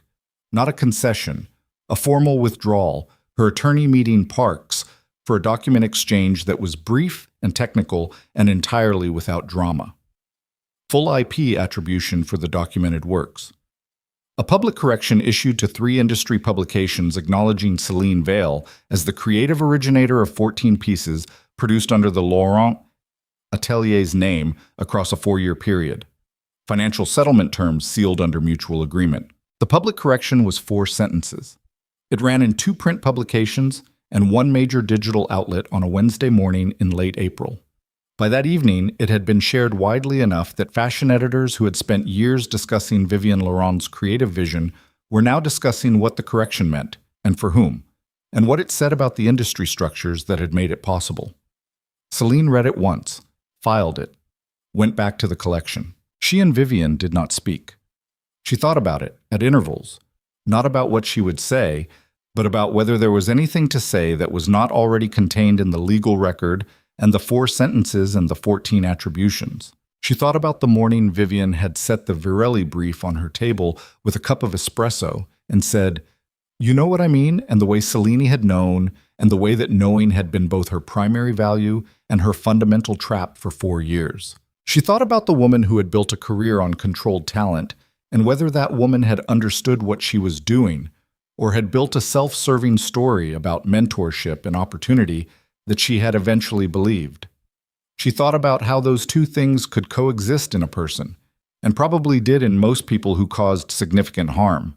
Not a monster, not innocent. A person who had made choices whose consequences she had not been willing to look at directly until looking away became impossible. She didn't call. She filed the 4 sentences and went back to the collection and let the rest of it be what it was. The launch was on a Saturday morning in early May. She chose Saturday deliberately. Not a weekday industry event, not an evening cocktail viewing, not the format that said we are doing what launches do. Saturday morning, 11 a.m., natural light, the studio exactly as it was. 6 pieces, a small number of chairs, no program, no speeches. She sent 17 invitations. Editors, a buyer from a major department store she'd met through Park's professional contacts. 2 journalists, 1 fashion, 1 general culture, whose work she'd read and found to be honest. Several people in Seoul's creative industry who had known her name before it was on any label. Serafina, who replied within the hour. Lucienne, who replied the same way. She did not invite the people who had ignored her. She thought about it. The tactical argument for broad visibility, for demonstrating scale through attendance, for the kind of room that communicated arrival. She made the counter-argument to herself, that the work was the argument, and the work needed room to breathe, and 17 people who would genuinely look was worth more than 100 who would photograph and leave. She went with 17. The morning of, she was in the studio at 6 a.m.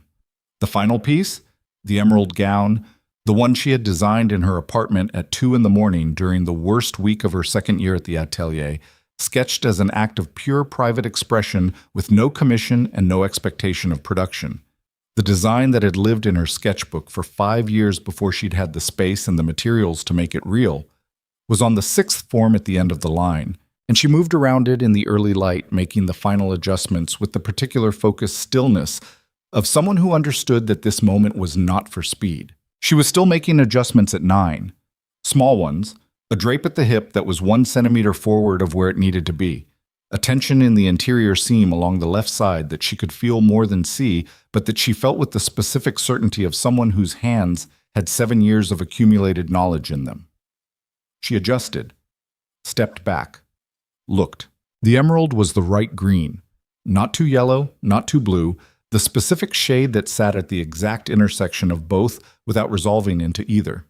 In the north light, it looked like something alive. It moved with the quality she had designed for 7 years ago in the specific way that the things you make from pure private impulse sometimes moved, not toward beauty, not toward technique, but toward truth. The interior cage structure gave it the same quality as the midnight blue gown. It held while appearing to release. It was armor that looked like freedom. She stood in front of it for a long moment. At 10:50, the first guests arrived. She watched them come in, 17 people over the next 15 minutes, moving through the ground floor and up to the upper studio, filling the space with the particular quality of attention that genuine creative work produced in people who had developed eyes for it. Not the social performance of a launch event, something more useful. People actually looking. The editor from a major Seoul fashion publication stood in front of the rust coat for 3 minutes without speaking. The buyer from the department store moved through the 6 pieces in sequence, then went back to the beginning and moved through them again in reverse order, which told Selene she was reading them relationally rather than individually. One of the journalists took photographs with a small camera, not the editorial setup of a professional shoot, just a person documenting something she wanted to remember the details of. Serafina arrived at 11:15 and moved through the collection with the unhurried, comprehensive attention she brought to everything. At the emerald gown, she stopped, stayed for a long time. Then she turned and found Selene across the room, and the look she gave her across the space was the accounting of a debt, specific, acknowledged, the kind that didn't require words because both parties already knew the terms. The room filled and slowly emptied over 3 hours. People lingered longer than launch events typically produced. Conversations happened that were about the work. Specific, technical, engaged, not about the story around the work, not about the correction in the industry publications, not about Vivienne Laurent or Dorian Moretti or the Varelli family or the conference room on the 11th floor or any of the territory through which these 6 pieces had been brought into existence. Just the work. Finally, unambiguously, just the work. Lucien arrived when the crowd had thinned to 4 people and was still thinning. She noticed him come in the way she always noticed him. The change in the room's weight distribution, the specific quality of his presence, which was different from the presence of most people she'd known, which carried its own gravity. He moved through the pieces without speaking to her, looking at each one with the reading attention she'd first encountered in the estate dressing salon months ago and had been in the vicinity of many times since and still had not fully mapped. He stopped at the emerald gown for a long time, longer than Serafina had. The last of the other guests were leaving. She heard their voices descending the stairs, the ground floor door opening and closing, the building settling back into its own silence. He was still looking at the gown when she crossed the room and came to stand beside him. "You made this before any of it," he said, 5 years before. Knowing no one would see it, not knowing, not caring. She looked at the gown. Some things you make because they need to exist, not because someone will see them, because the not making them is a kind of dishonesty you can't live inside. He was quiet for a moment. The studio around them held the specific quality of an after, a space where something had just happened and the air still carried the weight of it, the way a room held the warmth of people who'd been in it after they left. "What does the label say?" he said. She looked at the collar of the emerald gown, the small, precise rectangle of fabric stitched to the interior, 2 words in clean serif type on a cream ground. Selene Vale, just that. He looked at it, then at her. The north light was doing what it did, honest even, without drama. And in it, his face had the quality she'd learned over months of proximity to read accurately. The controlled exterior and what it was managing, which was not coldness, but its opposite. The specific discipline of a man who felt things at a volume he had decided early to keep from showing. "Whatever comes next," he said, "it carries that." She looked at the studio, the north windows, the 6 pieces on their forms, her sketch notes pinned above the cutting table, her chalk markers on the workbench, the concrete floor she'd walked across 600 times in the weeks it had taken to build this from the guest house, in Seongdong-gu and the hotel room, and the conference table, and the wet streets, and the elevator, and the 4 a.m. message, and 7 years of someone else's name stitched above her work. She looked at all of it. "Yes," she said, "it does." Outside, Seoul was in the full progression of a Saturday in May, the city's best version of itself. The kind of day where the light came from a good angle and the river caught it and threw it back, and the streets had the momentum of people who had nowhere they urgently needed to be and were moving through the city as though the city itself was the destination. Through the north windows, the light was clean and even and true. She turned back to the work.